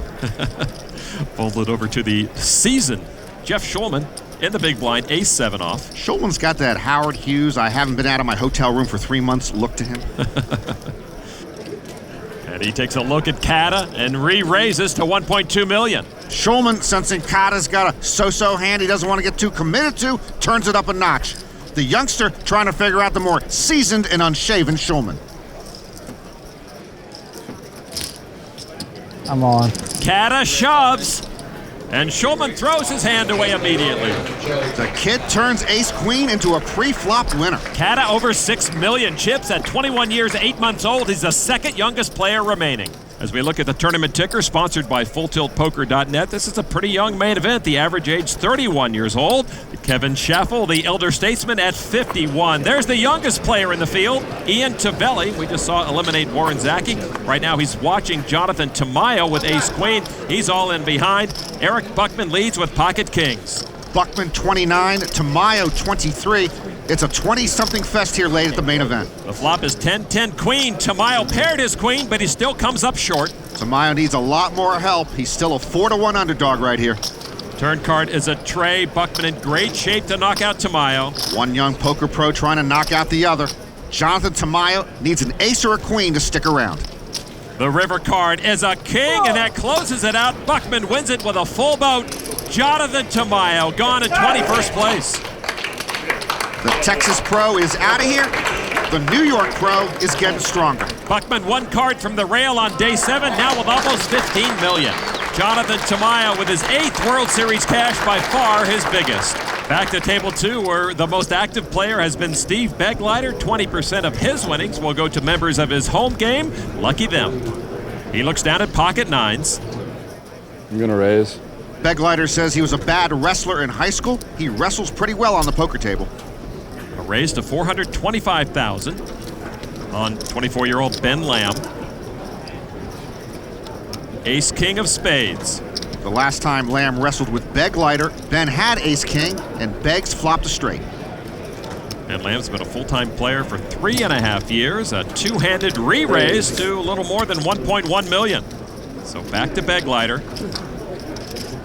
I'll put you all in. Comes back over the top. I call. Lamb makes the call to put himself at risk with ace-king. Ben Lamb's supporters, he needs their help now. They're off to the races with Ben Lamb's tournament life at risk, $11 million in the pot. Big Lighter trying to collect that big pot and knock off Ben Lamb. Here we go to the flop. And there's an ace for Lamb. Score one for the common man. If Big Lighter loses his hand, he can just take it out of petty cash. He had a high point of 16 million chips today. This could bust him down to 8. Turn card is a king. Ace is up for Lamb. The people are fighting back. We're not going to let these big investors run all over us. Ben Lamb looking to dodge a 9. River card is an 8. Lamb does win the hand and double up to 11 million. The 24-year-old pro's got a little more breathing room now. So Ben Lamb gets to keep his seat. He's now over the chip average, while Steve Begleiter, who was once third in chips, now finds himself below the chip average. Oh, the fickle game of poker. The World Series of Poker, presented by Jack Link's Beef Jerky. Main event. Just 20 players remain in this main event here at the Rio. The top 5 are paced by Billy Kopp's 25 million, 8 million more than his closest challenger. The smallest stacks include Phil Ivey now, who has lost more than half his stack on this day 8. The chip average is 9.7 million. To the outer table now, James Akenhead in a hand with Eric Buckman. Buckman had raised pre-flop. Akenhead made the call, and they will see a flop. There's such a buzz out there. You can feel the tension. In the blink of an eye, you can go home. The flop now is King 10 Queen, couple of diamonds. Buckman first to act, bets 525,000. Akenhead, short stacked for so long, must feel flush in chips now, but Buckman's got him covered, so he'll step lightly if he can. He has doubled up a couple of times at this table, and he does make the call. Turn card now. It's a deuce of spades. Buckman again with chips. 725,000, less than a third of the pot. Yeah, whatever Akenhead has, I gotta believe he's priced in. And he does make the call. Almost 4 million in this pot. The river card now. A 7 of hearts. Buckman will lead out again, it looks like. This time, 1.2 million. Again, a little less than 1/3 the pot. Buckman's underbet the pot each time as if he's begging for a call. Akenhead getting 4-1 on a call here. And it is irresistible. He makes the call. Buckman turns over Jack 9. He flopped a straight and kept Akenhead on the hook the whole way. Akenhead mucks. Well, this American gets the better of the Brit. Akenhead ran into a monster there. So a big pot push to Eric Buckman, who is now over 17.5 million chips. This 29-year-old has been flying somewhat under the radar in this main event, but make no mistake about it, he is a player to be reckoned with. I've been doing this a long time now. I've had some moderate success. I have over $1 million in tournament earnings, but I don't like to play too much. You need to live a balanced life, you know? I feel like I enjoy poker more when I don't play all the time. I can afford it, but... In general, I don't enjoy tournaments that much, but you're gonna play one tournament a year. This is the one you wanna play. And this is the one you wanna win. You know what, I've been getting unlucky for so many times. There's been so many like big money spots where I had people dominated and lost. There you go. This event has been the opposite. This event, when I have the best hand, it holds up. When I'm focused, and I'm really in tune with what's going on, you know, I can really play well. I feel like I'm supposed to be here. I feel like it's about time. I knew it was going to happen eventually. You might have not seen me before, but I'm here now. When Eric got out of college, he hit a royal flush playing Caribbean stud poker at Foxwoods. He won a $222,000 jackpot, and that set him up with a good poker bankroll. Back to the feature table where Phil Ivey has given up a lot more than he's taken in here on day 8, but at least he's eating well. LegoPoker.com. You should make a video for us.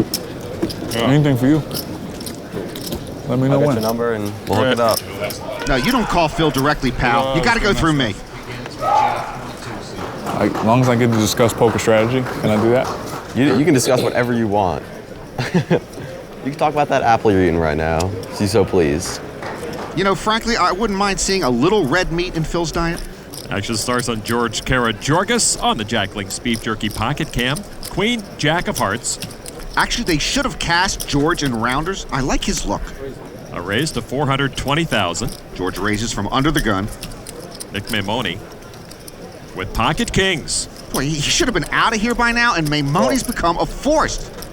Just a call, though. Andrew Lichtenberger gets out of the way. Jordan Smith with a couple of red fours. And how much are you playing? Started with 2-6. 2-6? 2-7. Not exactly. Cool. Smith will make the call. Now Phil Ivey in the small blind. I mean, a nice bone-in ribeye, medium rare, wouldn't kill Phil. Shulman in the big blind, 10-9 offsuit. Shulman is tempted. It's another 260 to him, and the pot is already 1.6 million. But he'll lay that down. So George Kara-Jorgis raised and got 2 callers. Maimone's kings are best right now. Eyewear required for this pot. Here's the flop. It is king, trade, deuce. Maimone with a set of kings. Kara-Jorgis with a flush draw. Smith got no help. I'm all in. And on that draw, Kara-Jorgis moves all in. With only 15 big blinds. Maimone makes the call. Jordan now fakes all in and folds. I'm the nuts. The nuts for now, but one heart could change that. The Canadian had been waiting for the right spot. That flop was inviting for him, but he ran smack into a set. So the short stack Kara-Jorgis had to go with something. And the Nick Maimone bandwagon gets louder and louder. George Kara-Jorgis at risk. All right, now the turn card is another king. That is the nuts. And quads will send Kara-Jorgis to the rail in 20th place. Wow. Nick Maimone is charmed. Destiny's child. Phil can't believe what he's seeing. George wins almost $353,000, and we're down to just 19 players. Maimone approaching 12 million chips. He is running hot, hot, hot.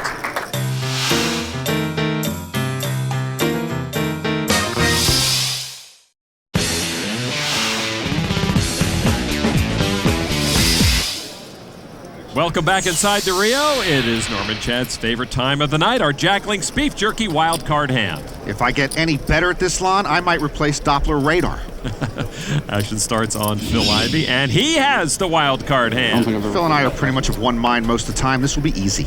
You better send him some big card vibes because he needs to get some chips in that stack. He raises to $425,000. If he's raising under the gun, I'm going to put him on ace-10 suited. Of course, I'm hoping Phil is out of his funk. Folded it over to Andrew Lichtenberger. As an online coach, every move he makes is scrutinized by his followers. Pocket nines. The last time I went to Dairy Queen lawn, I believe Andrew served me my chocolate vanilla swirl in a cone. He's on the button, and he makes the call for $425. Well, right now he's going to respect Ivey's under the gun raise. A lot of the time there, Andrew might have repopped it. But you know, in the new world of poker, people are starting to steal under the gun. Ivey's certainly capable of that move, too. The blind's folded. Here's the flop. It is 4, ace, 8. Phil Ivey first to act. I can't read Phil's face, but I think the ace hit him. You said ace-10, right? Yes, sirree. He bet $600,000, half the pot. Lichtenberger now with the nines. He sees that ace in the flop. They're still pocket nines, Andrew. Right now, Andrew Lichtenberger is asking himself 2 questions. 1, does Phil have an ace? 2, should I ask Cindy Stormer to the senior prom? I can't help him with Cindy, but I believe Phil has an ace. He lays down the nines. Let's see what Ivey had. He had ace-10! I said ace-10! Oh my goodness! I'm becoming Rain Man-like! Ivey will stack his winnings on the Jack Link's Beef Jerky wild card hand. I could win the main event. Ivey with that pot, but still $3.5 million below the chip average. If Phil Ivey wins that main event bracelet on November 10th, it would be his first no-limit Hold'em World Series bracelet.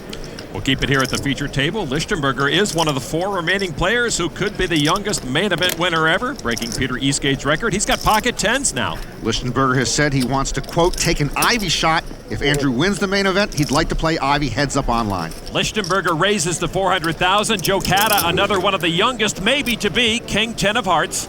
Cata is good friends with Dean Hamrick, who you may recall bubbled last year's November 9. From the button, Cata makes the call. A couple of 21-year-olds locking horns. Oh, I forgot about Phil in the big blind. 32-year-old Phil with 6 tray of spades. Oh, sure, he'll play. He needs 240,000 to call, and he does. So Lichtenberger, Kata, and Ivey will see the flop. The flop is ace-8, jack, 2 hearts. Lichtenberger with the best hand with the pocket tens. Kata with flush and straight draws is the favorite. Ivey in it just for the TV time, I guess. Ivey checks. Phil will blow these youngsters out of the hand. Lichtenberger checks. Kata with his monster draws bets $500,000. Kata with the semi-bluff there. Big draw. At the Phil Ivey Poker Academy, we will teach our students to fold our rags quicker. He does lay it down. Andrew now in a similar spot as he was against Ivey in the previous hand. Yeah, he had 9s then, 10s here, and an ace flop both times. He folds. Kata will take the pot. We've seen Lichtenberger make a couple of disciplined laydowns. I like that fold, and I like Kata's aggressive play on the flop. Almost $6,500,000 for Kata, still fighting the short stack. To the outer table, Eric Buckman in another pot, this time with Tommy Vitas. The flop, king, 6 tray, 2 spades. This is a battle of the blinds. Buckman raised pre-flop, Vitas called. Buckman checks. Vitas checks as well. Turn card now, 7 of hearts. Buckman on the uptick today, Vitas on the slide. Check from Buckman. Vitas has chips, $750,000. Vitas grew up in Queens. Buckman lives in Long Island. I'm all in. Buckman comes over the top to put Vitas all in. Tough spot. Don't know what he has, but if Tommy Vitas folds here, he's got less than 20 big blinds left. If Vitas calls here, his main event might be over. A tough spot for Vitas. He does lay it down. And Eric Buckman quietly becoming one of the bigger stacks in the room. He has almost doubled his chips here on day 8. Nice timing for the New York pro. Keep an eye on that big stack. Let's go over to table 2. Chip leader Billy Kopp has been very quiet as of late. No real reason to get out of line with that big chip stack, but the same cannot be said of Steve Begleiter, who has been having a lot of ups and downs today. Begleiter looks down at jack 9 of diamonds. A raise to $425,000. Begleiter aggressive from the hijack position, 2 to the right of the button. Ben Lamb with pocket aces. 1.1. And a re-raise to $1.1 million. Boy, Beggs and Ben have become dance partners, and I don't think Beggs' legs are tired yet. Cool. With the suited jack, he makes the call. Yeah, I'm just seeing how many chips you have. About 5. You get more than that. You're like 7.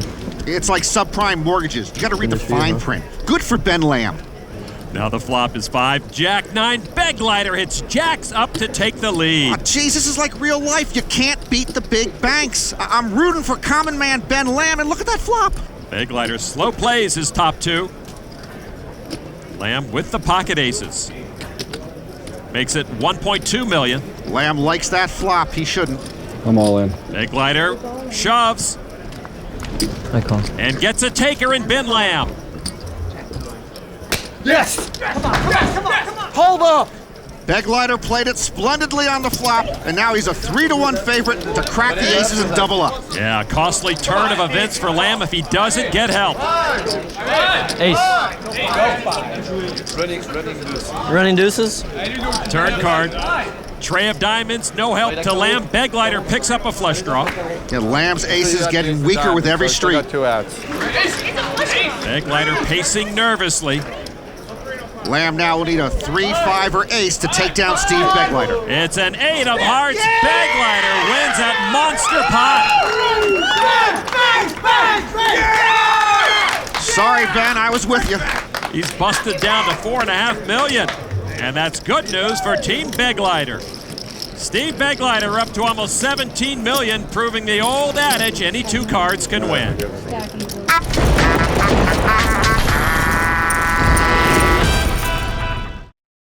The 2009 World Series of Poker is presented by Jack Link's Beef Jerky. Feed your wild side. And in part by WSOPmobile.com. Get the WSOP Hold'em Legend game for your phone or iPhone. And FullTiltPoker.net. Learn, chat, and play with the pros. 19 players left in the Rio Poker Room for the main event. We can only take 9 to the final table. Billy Kopp and Darvin Moon anchored at the top. The others trying to find their way into the top 9, including Phil Ivey with just under $6 million right now. The chip average, almost $10.3 million. Phil Ivey trying to overcome his usual late main event woes and make the final table for the first time. 4 deuce won't do it. On Jeff Schulman now with an ace-7 of diamonds. Schulman has avoided big pots and let other people make mistakes, and here he is. A raise to $450,000 on Joe Cata. Pocket queens. Cata studied business, accounting, and statistics in his 3 semesters of college. From the big blind, a re-raise to $1.2 million. The last time Schulman had ace-7, Cata re-raised all in, and Jeff folded. Jeff will call this time with a suited ace and go heads up against Joe Cata. Well, this time it's not an all-in re-raise from Cata, and this time Schulman's got position, so he likes the situation better. All right, the flop.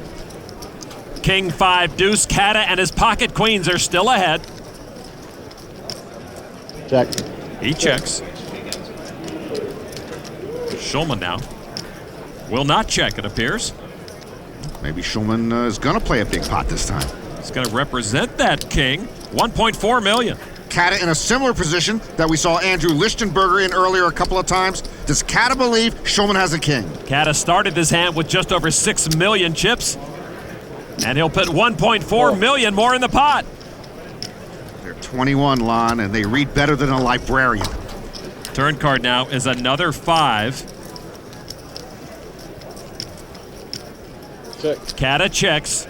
Cata will play it safe here, control the pot. Doesn't want to commit too much unless he should. Check. Jeff checks behind him. River card is another king. Cata earns the check mark with his pocket queens. Jeff left with just ace high. Joe Cata perhaps doesn't figure. Jeff Schulman for the king bets $2 million. How much? $2 million. Schulman not ready to lay it down. You know, it's possible Cata had a hand like ace-jack of clubs or some other suited ace and missed his club draw, so Schulman's ace would be chopping this pot with Cata's ace. Heat turned back on the seasoned veteran and lays it down to young Joe Cata. Another good laydown by Schulman. He's been playing very well this main event. And Cata can breathe again. He made a risky read, and it was right. Cata showing us some poker chops. Nice hand. Thank you. Flush draw. You don't have to answer that, son. They want information, they got to pay the going rate. Schulman takes a hit. Cata with $9.2 million now. Let's get right back to the outer table because short stack Tommy Vitas has moved all in pre-flop with pocket trays. Action is on his nemesis Eric Buckman holding pocket 7s, wondering if he can get the rest of Tommy's chips. Buckman now sitting on a big stack. He needs just 10% of his chips to call. They call. And he does just that. Trays for Vitas, 7s for Buckman. Tommy Vitas sees the bad news. The 37-year-old simply has got nothing going all day long. So Vitas at risk. Buckman looking to get stronger. Here's the flop. 10, tray 7. Oh my, both hit a set, which keeps Buckman way ahead. And that flop virtually slams the door on Tommy Vitas' main event. What are you gonna do? That's poker. What a blow to Tommy Vitas. Turn card is a queen, no help. Tommy Vitas looking now for just one card in the deck to save him. Don't give up yet. He needs the last 3 or he is gone. The river card is a deuce. Set over set knocks out Tommy Vitas in 19th place. Great run for the Las Vegas pro. Meanwhile, Eric Buckman is having a dream-like day. Indeed, so far day 8, Eric Buckman has doubled his stack. He sits with almost $21 million in second place of the main event. Meanwhile, Tommy Vitas can only look back and accept congratulations as his main event run has come to the end of the road. That's all I can say. It's not what? This is not real life. I mean, this is like a lot of fun. I'm having a blast. I'm glad you're having a good time. I'm miserable. I'm having a lot better time because you're a short stack. If you were a big stack, there wouldn't be as much fun. No, I'm not miserable. I'm just deep. This is the 4th time Ivey has gotten this deep in the main event. He's never made it to the final table, and he's been headed in the wrong direction as of late in this one. 21-year-old Ian Tavelli folds. Action to former Bear Stearns exec Steve Begleiter on the Jack Link's Beef Jerky pocket cam. Ace-Jack. Says he shows up every morning here scared to death. He says he hasn't been this nervous since his high school wrestling matches. He does raise to $425,000. It's a very young and very American group left here. 11 of the 18 are in their 20s. Only 3 foreign-born players left. Action on Joe Cata, player who could beat Peter Eastgate's record as the youngest main event winner ever. Joe folds. Nick Maimone could also beat that record. He looks down at King Jack offsuit. Maimone lucky to still be around. He's been at risk so many times coming down the stretch. I thought he worked for Bear Stearns. From the small blind, he makes the call. In the big blind, Phil Ivey, King 4. Phil's got that mucking motion down pat. Begleiter being cheered on by members of his home poker league. Nick Maimone has given his friends a lot to cheer about. They've seen him come from behind in 3 different all-in situations on day 8. The flop, Jack 7 deuce all diamonds, a jack for each. Begleiter with the top kicker, both with flush draws. Begleiter has the nut flush draw. Maimone checks.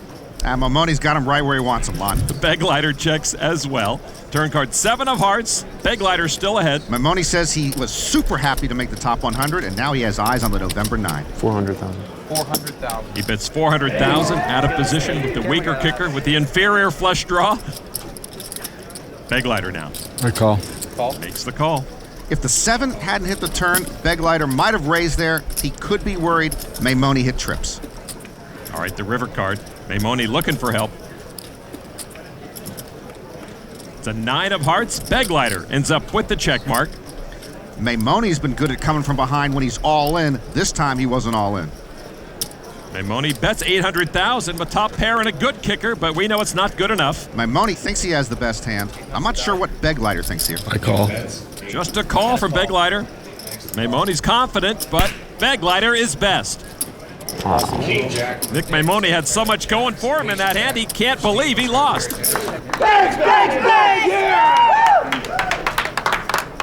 Gosh Willikers, gosh Willikers, gosh Willikers. Thought I was for sure good. For sure. So Maimone ships 1.5 million chips to Begleiter, which moves Steve up to 3rd overall. Perhaps Maimone is best when all his chips are at risk, but he and the 3 other youngsters are still in the running towards making World Series history. Norman Phil Hellmuth's reign as the youngest to win the main event lasted nearly 2 decades, but it's possible Peter Eastgate may only hold that title for a year. 4 of the 18 players remaining are younger than Eastgate was when he won it all at the tender age of 22. When I was 21, 22 years old, Lon, I could spell poker, but I couldn't play it. These young guys can really play it. One moment you're checking their ID at the door, the next moment they're check raising you on the floor. I'm just hoping my main man, 32-year-old elder statesman Phil Ivey, can get the best of this kiddie game.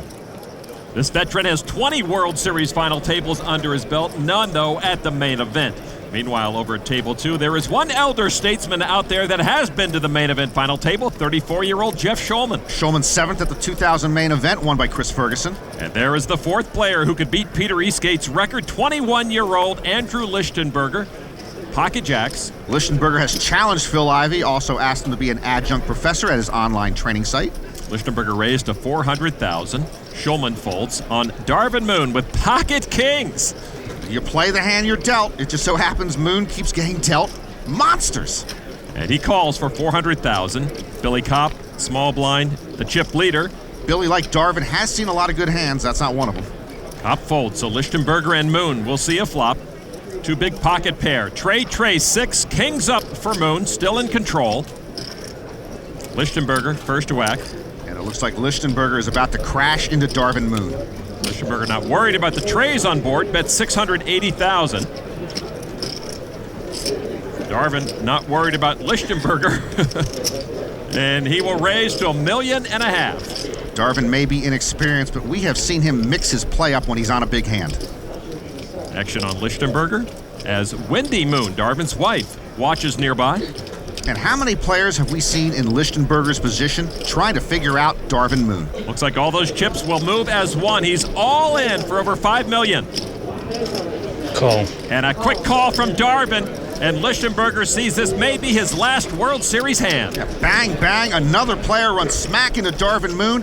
And now Andrew Lichtenberger's bid to become youngest main event champ ever is a 2-outer away from being over. So Lichtenberger looking for help. The turn gives him none. Lichtenberger needs a jack and a jack only, or his main event is over. The river card is a 7. Darvin Moon knocks out another player. Andrew Lichtenberger will take home a nice payday of over $500,000. A big chunk of change for a 21-year-old. And another big pot for Darvin. Wendy Moon sees her husband move into second place on the leaderboard. Now just 3 young potential record breakers are left as the logger from Maryland continues to roll. The 2009 World Series of Poker is presented by Jack Link's Beef Jerky. Feed your wild side. And in part by WSOPmobile.com. Get the WSOP Hold'em Legend game for your phone or iPhone. And PokerStars.net, the world's largest poker site. The World Series of Poker presented by Jack Link's Beef Jerky. Main event. This FullTiltPoker.net tournament ticker shows how big the stakes are. Hang on till 15th. You earn $633,000. Making it to 12th gives you another $250,000. How do they pay us? Like right now, like I guess the 9 people get 1.2. They'll get the minimum, the 9th place, and then we'll come back and just play. Yeah. How do they pay you that much money? Like, I mean, how do you deposit that much money into like, your bank account? You use the drive-through ATM? Sick. You're on the grid. Quite a contrast here. You've got the 20-somethings who aren't quite sure what to do with that money. Then you've got Phil Ivey, who's not even thinking about the money. At the poker table, that's a big advantage for Phil Ivey. All right, back to action here in the Rio Poker Room on Steve Begleiter with pocket queens. Begleiter says poker and finance both attract math-oriented, smart people who make a lot of quick decisions. Raised to $425,000 to another one of the big stacks, Eric Buckman with ace-jack off. Buckman graduated from Albany State University. I believe they are in Albany, New York. 29-year-old Buckman, a little slow to get the ball rolling here at the main event, but patience has paid off. He has built quite a strong stack, and he's going to repop it to $1.575 million. Maimone, no thanks. Ivey now. Queen deuce into the muck. Ivey can't get anything going since we got down to 27 players. He folds one of Begleiter's queens. Big blind Tavelli folds. Action back to Begleiter. Remember, Begleiter originally had raised under the gun. He has played aggressively. I'm gonna raise like a $3 million total. A raise to $3 million and some change. That's a good 4-bet, particularly against Buckman's ace. Begleiter doesn't want the ace to see a flop, and if Buckman's gonna stick around, he's gonna make him pay. Buckman wondering, what does this guy have besides guts? Well, Buckman reads people well, and he seems to sense he's second best here. Buckman takes a look at his opponent. Another look at his cards, and then folds. And Begleiter will win with queens pre-flop. It's another Wall Street winner. Beggs is up to almost 20 million chips. I hope they don't start drinking. He's not a pro, but he is certainly playing and looking like one with his calm, cool exterior, but bottled up inside of him is a very different story. It's very exciting. I don't believe I'm here. Yeah, I'm nervous in the mornings before we start, but I've been able every day to get to the table and play my game. I'm all in. I'm living well. I'm a big New York Giant fan. I was talking to one of my friends, and I was saying this is a lot like the Giants-Patriots Super Bowl. On paper, the Patriots are better. I mean, they're a great team. Tom Brady, Randy Moss, Bill Belichick. They can do a lot of things the Giants couldn't, but if the Giants play their game, they got a chance. I sort of feel the same way. If I go out there and I play my game, and I don't make any mistakes, I might have a chance of getting down to the final 9. Okay, I don't think Steve Begleiter is Eli Manning. He's more Scott Bruner or Jeff Hostetler. Meanwhile, my main man, Phil Ivey, is 1 part Tom Brady, 1 part Sammy Baugh. Ivey trying to survive day 8 and make it to the final table. Let's get over to table 2. Darvin Moon just took down a big pot, second in chips right now. Playing with a chip leader, Billy Kopp.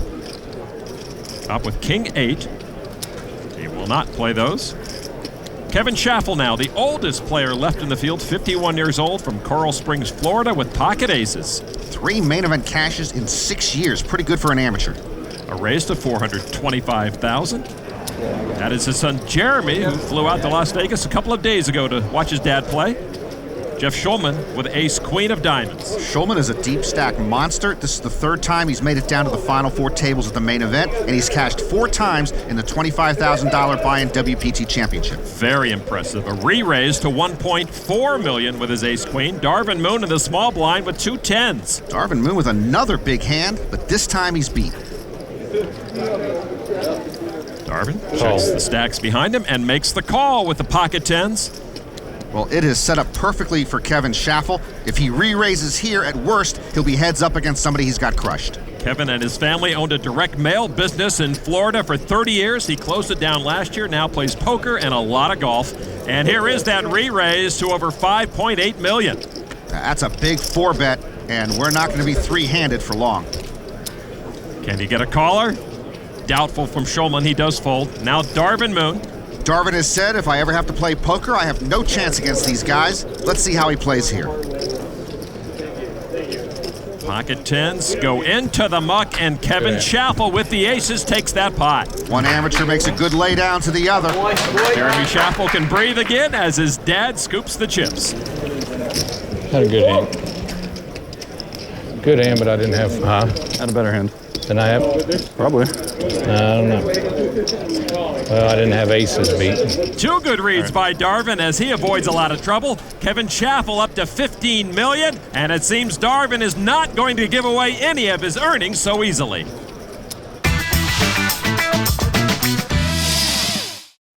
The World Series of Poker, presented by Jack Link's Beef Jerky. Main event. Back in the Rio Poker Room, just 2 tables left, and the 2 big names that remain, Jeff Schulman and Phil Ivey, are among the short stacks. While on the front page of the leaderboard, could this be our November 9? Not a household name in sight. Logger Darvin Moon is near the top with 22 million chips. Obviously, the decision to come play in his first World Series was a good one, but for Darvin, the motivation was about something more than money. Me and 4 or 5 of my friends back home, we used to play softball together. Now we're too old for that, and so we started playing poker. I went to Wheeling, West Virginia, to their little casino, and they had a satellite, and that's how I got here. I won it. My dad's old school, and he said, go get your 10 and come home. You're guaranteed 10. I said, Dad, it's a once-in-a-lifetime thing. It's a dream for anybody who plays cards to play in this. I'm going for it. Here I am. Hey. I had the nuts. Sick. I went way farther than I ever would have expected. I'm new at this game. I overraise, I underraise. The cards I'm getting, I mean, it's like you ask for it and it's there. I mean, it's just unreal. Kings, aces, wee. I'm an underdog. I'm telling you, I get against these guys, anything could happen. You guys are so far ahead of me. But they're gonna have to earn them. I got a stack and I'm not giving it away. They're gonna have to come get it. Darvin says, I've always been poor, and I can be poor after this. I don't know if he can still be poor if he wins the $8.5 million. This is Darvin's first time in Vegas. I'm sure it's a little different for him and his wife than Oakland, Maryland. Yeah, the Caesars Palace in Oakland is a lot smaller. All right, action on Kevin Schaffel. Coming off pocket aces, he has pocket 5s now. Schaffel has a photo his son Jeremy gave him where Kevin's head is superimposed on the body of Peter Eastgate. It's supposed to make Dad think positively. A raise to $420,000 from Kevin Schaffel. On Darvin Moon once again. Ace Queen. Darvin's dad ran a sawmill business for 45 years. Darvin runs a 3-man logging business. It's him, his brother, and his wife's brother. Darvin will siphon off some of his 22 million chip stack to make that call. Now to the chip leader, Billy Kopp. King Jack offsuit. You know, I can see Billy Kopp with a chainsaw in his hand. Maybe Darvin should talk to him. From the big blind, he makes a call. Look at the percentages. It's a 3-way coin toss between 3 of the big dogs. Kopp's the chip leader. Darvin is in second place. Schaffel with 15 million in 5th place right now. And the flop. Deuce 6 Jack, a pair of jacks for Kopp to pull away from the other 2. He checks. Schaffel will check behind him. Darvin Moon with ace queen checks as well. They all checked, Lon. Thank you. Turn card now is another jack. Trips for Kopp, almost putting a lock on this one. Looking at the 3 hands, looking at the board, Lon, I got a feeling Billy's got about a 95% chance of winning this pot. You would be right. And so he bets $760,000. Schaffel drawing very thin. But Schaffel with a notion his pocket 5s might be good. And he does call. Darvin Moon now. I don't think that's any good any longer. He's right. Well, Darvin playing ABC poker, and it is working for him. So Kevin Schaffel and his son on the sidelines, left to take on Billy Kopp on the river. River card now is a queen. Billy Kopp now with a check mark. You have to wonder if Darvin Moon now is regretting folding that ace-queen. We know it's a good fold. Kopp first to act. And with his 3 jacks, bets $2.63 million. Kopp bets almost the size of the pot. And a quick fold from Schaffel. The older guys get out of the way, and Billy's on the uptick. Billy Kopp supporters like what they see. Kevin Schaffel's son seems a little down, but knowing when to give up is a key skill in poker, and Kevin did the right thing. Meanwhile, chip leader Billy Kopp put a little distance between himself and the field once again. Back to the feature table now and get ready for the Jack Link's Beef Jerky wild card hand. Norman, you've been running good. I don't think I ever told you, Lon, I went to the University of Maryland on a partial wild card hand scholarship. It has paid off handsomely. I'm sure your parents are proud. Action on Phil Ivey with pocket nines. Phil will raise to $420,000. He's under the gun +2, and he needs chips. It's been a slow stretch for Phil. Steve Begleiter, he has the wild card hand. You know, I've only been on Wall Street a couple of times in my life, and I got lost. He calls, so Begleiter has the Giants-Patriots matchup he talked about. Well, from the hijack position to the right of the button, I'm going to put Beggs on a weak ace like ace-8. All right, ace-8 it is. Begleiter against Ivey. Mel and Pat Humphreys have been watching Phil's chip stack melt all day long. What could they talk about all day? Here's the flop. 4, 8, 6, a couple of clubs. Phil sees 3 undercards to his pocket nines. Top pair, top kicker, maybe for Begleiter. Ivey will bet the flop. $600,000. Phil likes that board as he should, and he bets as he should. So Begleiter with the call. Begleiter might have that pair of 8s, and he'd be worried about the exact hand Phil has and overpaired to the board. One of Steve's friends cut short a trip to Italy to come watch his buddy play. Look, Phil is worry-free. It's a good life. Turn card is another 4. Is Begleiter worried about that? 4 doesn't change anything. Phil should bet. Ivey checks the paired board. I said you should bet. Well, if he didn't bet, Begleiter might. No, he does not either. Begleiter definitely doesn't have ace-8. He would have bet there. So, as usual, we go to the river, and my head's in the woods. King of diamonds. Maybe that hit him, Norman. No, it didn't hit him. Phil, you've got the best hand. Act accordingly. Phil checks. I guess Phil's figuring if I bet there, Begleiter can only fold or raise. Why take the risk? Begleiter checks back. Phil shows his pocket nines. We're good. I knew we were good. Begleiter. Want to see what you dodged? 10-9 of clubs, busted flush and straight draws. Oh, well, that's not really what I thought he had. That's why I only had a partial scholarship. Glad I dodged it. Begleiter actually the favorite after the flop. I gotta help them with that Ivey thing. Ivey wins the Jack Link's Beef Jerky wild card hand. Well, I wish Phil had bet the turn. We need the chips. He's down $4 million on the day. That's my hand. That's what got me here. I doubled up with 9-10 of clubs like on day 3 or something like that, from $1 million to $2 million. Nice hand. Phil Ivey having a rare moment here on day 8. He's stacking chips. Time for Straight from the Pros, brought to you by PokerStars.net. To be a world champ, you have to know when to switch gears. And Greg Raymer proved that in this hand against David Devilfish Oliot.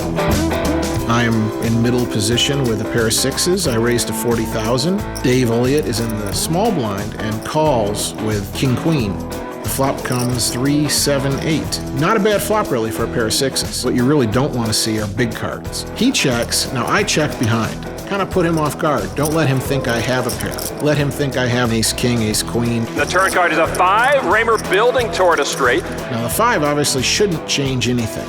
Unless David has exactly pocket 5s. He bet 60,000. I sensed that he really wanted me to fold. I call. Devilfish did not like to see that call. The river is a 10. He looks nervous and he bets 80,000. So he's betting close to half of his chips, and that kind of sends a message of weakness. He feels like he has to bet, but he's not willing to risk it all. I call. You win. I induced him to bluff with that check on the flop.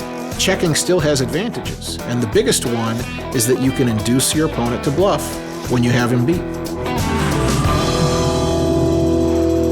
Just 17 players on 2 tables are all that's left in this year's main event here at the Rio. The chip average, $11.5 million. Chip leader Billy Kopp has over double that amount. Meanwhile, Phil Ivey with 7.2 million chips. He's still got 45 big blinds left. That's fine. He has pocket deuces. I asked Barry Greenstein why Phil is so good, and he says he's a 6-tool player. Good focus, introspection, self-control, recall, qualitative mathematical understanding of the games, and logical thinking and post-hand analysis. That's all it takes. That's all it takes. He raised to $420,000. Action folded over to Frenchman Antoine Saout with pocket 4s. He makes the call. See, Saout might just be a 1-tool player. He thought, I'll just call it here. Folded over to the blinds, and they get out of the way. So Ivey and Saout will see a flop. You know, I had them over for dinner, and that's how they dressed. All right, here we go. 4s against deuces. Flop is ace, a6. Saout with his pocket 4s, still in the lead. Ivey looks at Antoine. He checks. And Antoine studying Phil Ivey. Good luck. He checks back. Turn card now. Jack of clubs. Saout still good. Phil looks focused. That's one of his 6 tools. And introspective. A bet of $600,000. Why not? He takes the initiative. Antoine is ahead, but he doesn't have much of a hand, and he doesn't have that much in the pot. And his cards are now in the muck, and Ivey will win that hand. I think that was Phil's 7th tool. If I bet, they will fold. The Humphreys are perking up with Ivey's stock and stack going up. Phil up to $8 million again compared to the $11.3 million he had when we were at 27 players. All right, let's get back over to table 2. And some of the biggest stacks left in the game are still there, including the chip leader, Billy Kopp. Action will start on Jordan Smith, 27-year-old bracelet winner with pocket queens. And Smith, the only bracelet winner left other than Ivey. And he has 14 cashes in the last 5 World Series. He's legit. He raised to $420,000. Darvin Moon folds 10-5. Kopp with ace-king. In the cutoff. 1.5 million. And a raise to $1.5 million. You can see how quickly pots begin to grow here this late in the main event. Back to Smith. All in. Moves all in with the queens. That's a big re-raise to Billy, and now he's got a difficult decision with ace-king. But with the ace-king, he makes the call. And will put Smith at risk with his 2 queens. Good luck, man. Classic flip. It's a race, and the chip leader's behind. Thought she might have been messing around, but either way. Either Smith will double up into the top 5, or he will be gone. Billy Kopp putting 30% of his stack at risk, and that is making his fans restless. Billy Kopp in for a good chunk of his chip stack. Billy either will blow past the 30 million chip mark, or he'll be out of the chip lead. No pressure here. Look at Smith. Que sera, sera. The flop. Jack 9. Jack. Smith still in good shape with queens up now. And it's no longer a coin flip with Smith a slight favorite. Smith now a solid 3-1 favorite to double up 3 Billy. Turn card now is an 8 of hearts. Not coming. If it's not coming, they shouldn't even bother with the river card. Kopp supporters also seem resigned to his fate. Smith needs to avoid an ace or a king to stick around. The river card's another 8, and Smith will double up. Sorry, guys. Billy's fans suddenly mute. So Billy Kopp's loss right there is a gain for 2 men at this table. Smith now is among the top 5 chip stacks, and as calmly as Jordan collected that double up, Darvin Moon takes the chip lead, illustrating how dramatically things can change this late in the main event.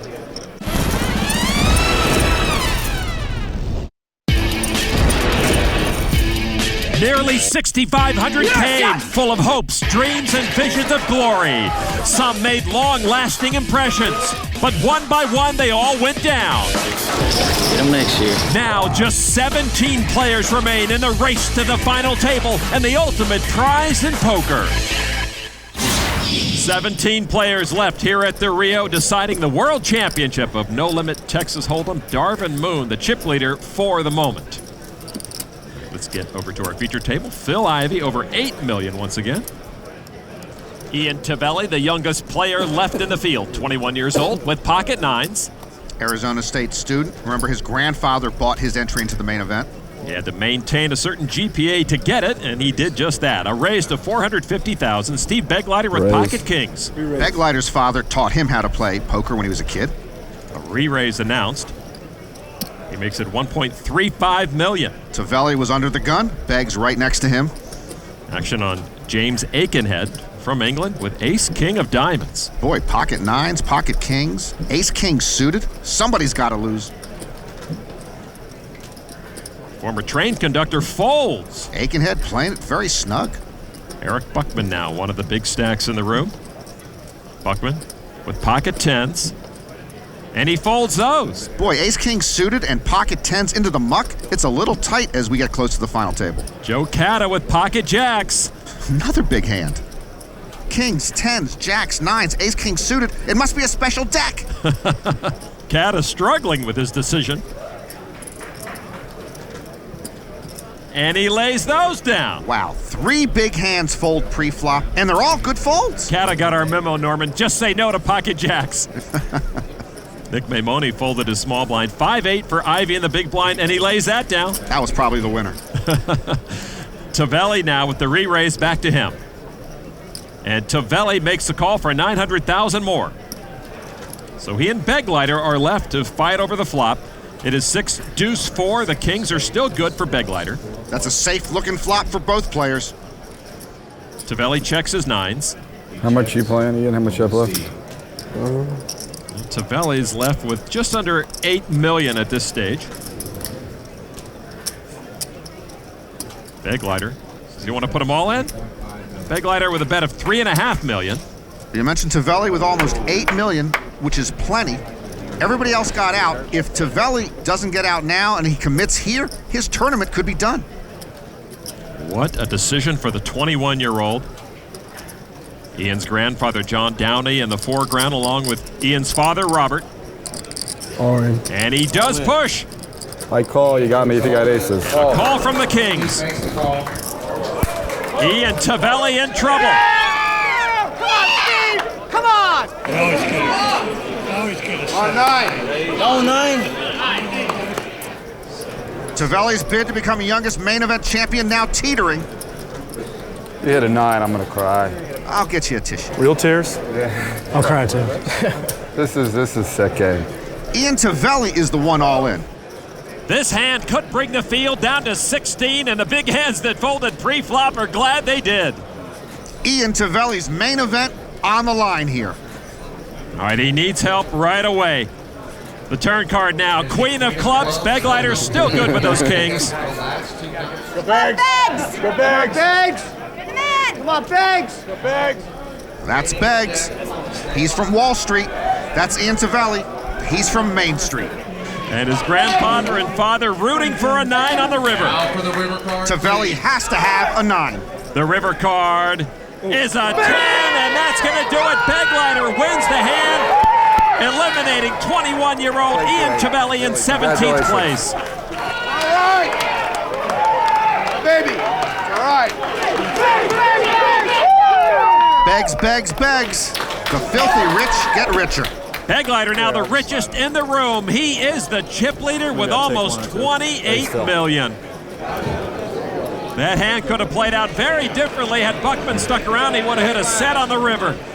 But for Ian Tavelli, $500,000 for this youngster. He's a little down at the moment. He'll feel pretty good soon. A great investment by Grandpa, while the professional investor from New York is now the one to beat in the home stretch of the main event. The World Series of Poker, presented by Jack Link's Beef Jerky. Main event. Welcome back to the Rio. Not only was Peter Eastgate the youngest ever to win the main event, he was also the youngest ever to get to the final table. If 22-year-old Nick Maimone gets to the November 9, he will break that record. That is, unless 21-year-old Joe Catta gets there as well. Of course, if either wins it, they will break the youngest champion record also, but they're going to have to go through chip leader Steve Begleiter, who currently owns almost 28 million chips, but he knows how quickly those can go away. Moon, Catta, and Maimone still in the top 9. Those under 10 million better get busy. That includes Jeff Schulman and Phil Ivey. Chip average right now almost 12.2 million. Jeff Schulman with about 9.5 million right now. He looks down at ace-king suited. He says he was super focused when he made the main event final table in 2000. These days, he's not quite as poker sharp. They'll raise it to $450,000 on Frenchman Ludovic Lacay. with pocket sevens. He went to college with Francois Baumegere, who finished 25th here. And he moves all in for his last $3 million and change. Like Billy Kopp earlier, Schulman with a decision for almost 30% of his stack with ace-king. And a call from Jeff Schulman with ace-king suited. 2-7, As-3. Lacay letting his buddy, poker pro Anthony Lelouch, know 2-7s against ace-king. This has been Jeff Schulman's general pose when he's knocked out people. Lacay at risk, but ahead. And now the flop. It is 9-king 5. Schulman pairs up to push Lacay closer to the exit. That flop could end Lacay's main event. He'll need running straight cards now or a 7. The turn card is another 9. No help to the Frenchman Lacay. It's looking bleak for the 23-year-old student. The French have done very well in this main event. Lacay trying to extend his run. Lacay needs a 7 or his main event's over. River's a 6, and that will do it. Jeff Schulman knocks off Ludovic Lacay in 16th place. Lacay with his third World Series cash earns over $500,000. Good luck, guys. And Jeff Schulman shakes hands with yet another victim. He's knocked out plenty. So with Lacay hitting the rail, we are now down to 15 in this main event. Schulman up to $12.8 million, putting him in the top half of the leaderboard. But he's not too excited. He knows as well as anyone there's a long way to go. At the main event in 2000, I had almost every single chip. And next thing I know, I'm at the final table. I thought I was so good at the time. When I look back, it was TJ and Ferguson. It's like, obviously they're much better than I am. But I was a kid, I was stupid at the time. I could possibly won it that night. I put it out there with a pair of 7s. Ferguson moved in, he had 6s, and I was like, it's over. But he hit a 6, and then it must have been like less than 4 hands after the 7s. All of a sudden everyone's cheering and I'm heading home. I was so pumped because 150,000 was just like the greatest thing ever. And it like hit me that, hey, maybe I just missed out on something like bigger than I knew. And that's a regret that I look back on. I look at what Ferguson's become and it's amazing. I used to joke around that I would have been the guy flicking the card through the carrots during the nut segments. But I don't think I was ready. I just wasn't ready to win it then. Now, being 34 instead of being 24, I think I can handle it better. I'm ready. In 2000, Jeff was young and single. Now he's older and married with a different perspective and maybe another chance for the main event bracelet. Jeff's been calling home to his wife, Christy, every night during the main event saying, honey, I'll be home tomorrow. But he's not home yet. Action on Jordan Smith. He's got ace-7 offsuit, a raise to $525,000. Smith, Texas born and bred, and this is Texas Hold'em, right? He should have an advantage. Darvin Moon, Jack-9 offsuit on the button. Darvin is Maryland born and bred. It's never done me any good. He calls for $525. The blinds fold, so Smith and Moon heads up. The flop, Trey 4. That misses both players. Smith ahead with his ace in the hole. And he'll bet it, $775,000. Standard Texas continuation bet from Smith. Raise? Wow. That's a Maryland move. Darvin Moon with a savvy play, holding Jack high, raises the $2 million. Up to now, we've just seen ABC poker from Darvin. This is advanced poker. He's read Smith's hand well. He's got him covered. He's trying to bluff him out. Is it $2 million straight? Strong stuff. Maryland, my man. Smith with the ace, but he missed that flop, as did Darvin. You got the best hand. Nope, Smith has the best hand, and he lays it down. I had you. You had him swaggle-foosed. So Darvin shows he can win without the cards. Smith takes a small hit to his chip stack. I gotta quit making that move every month. Everybody's gonna know it, ain't they? You do it too many times. Jeff taking notes for his Darvin playbook. Darvin adds a couple of million to his bank now with $22.5 million.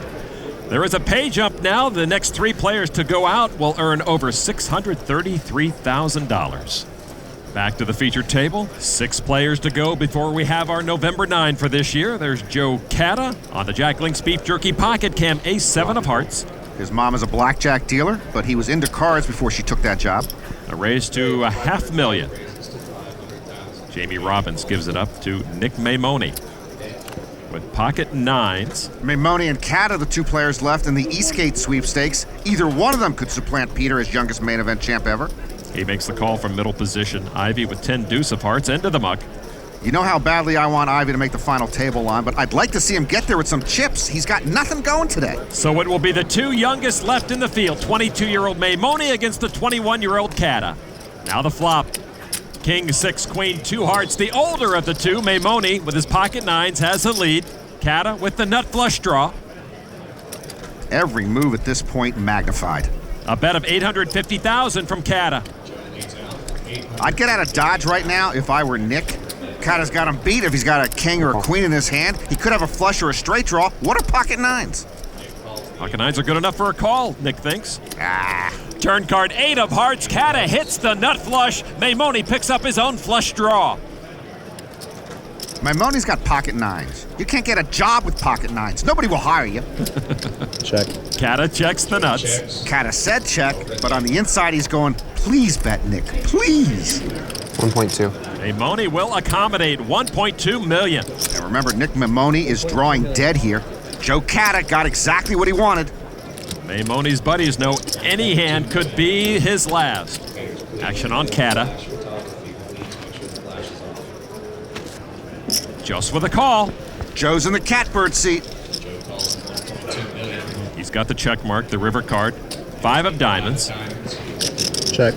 Joe checks. Oh man, I agreed with the check on the turn, but not now. You got to do your own bidding on the river.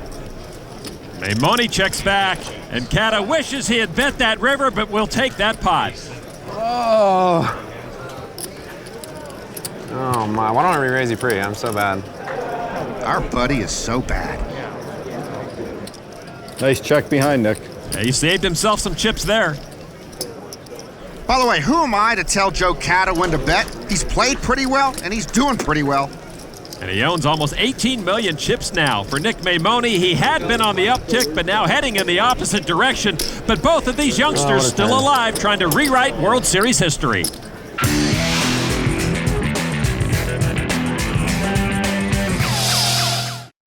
The 2009 World Series of Poker is presented by Jack Link's Beef Jerky. Feed your wild side. And in part by WSOPmobile.com. Get the WSOP Hold'em Legend game for your phone or iPhone. And FullTiltPoker.net. Learn, chat, and play with the pros.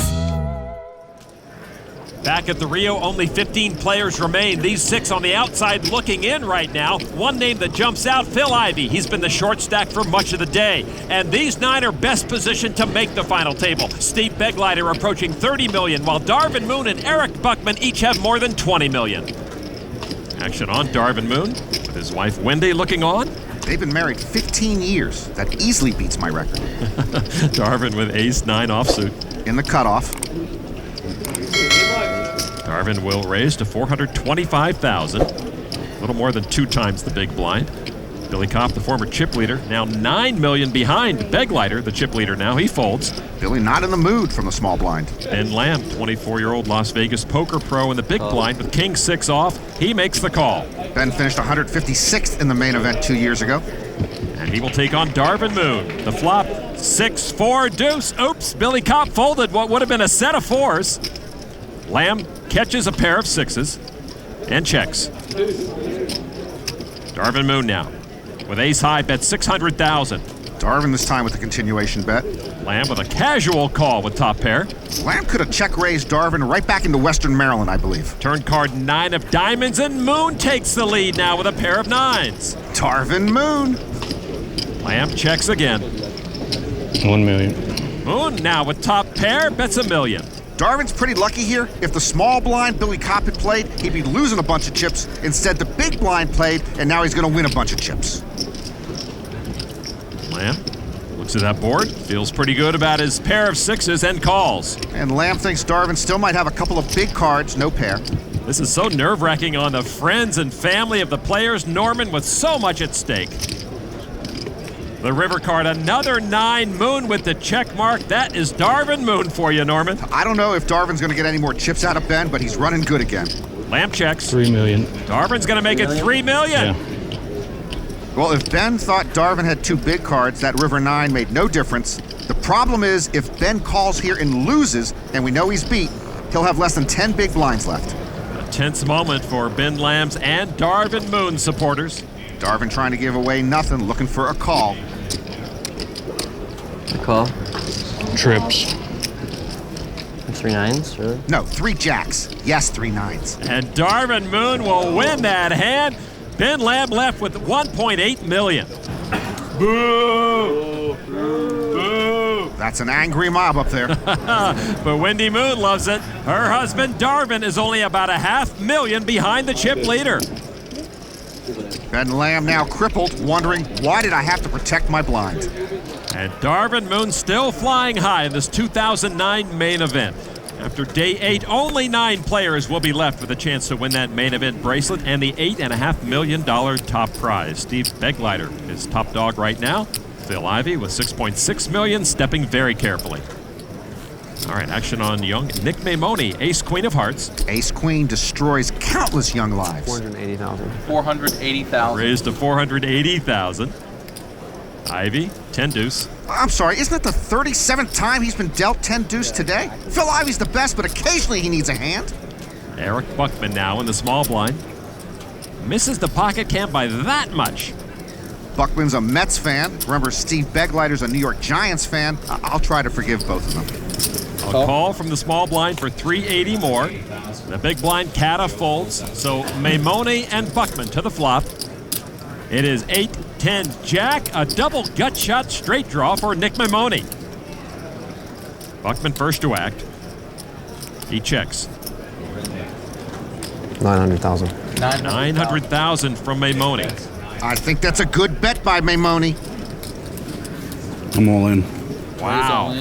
Buckman over the top, enough to put Maimone at risk. I no longer think that was a good bet by Maimone. I call. He does call all in. Buckman shows top pair and an up and down straight draw. Maimone's hand could be trouble for Buckman. I guess, yeah. Eric Jackson. I only have $5 million. No, I know. Out You there. have to. I have overs and a double gut shot. He doesn't have to. As it turns out, Nick's getting about the right price, but it's for his final chips. Only 18 big blinds left. Maimone's been gambling all night, and now he's gambling again for his main event life. Nick's been hanging on and doubling up, but his run could be over. A king would do mighty fine. Nick knows how to come from behind. Turn card. Trip jacks for Buckman. One more. I thought Nick was going to be Destiny's Child, but he's on the brink now.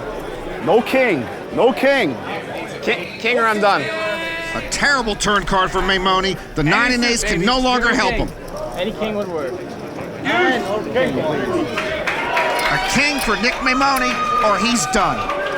The river card is a queen. Buckman improves to a queen high straight, knocking off Nick Maimone finally in 15th place.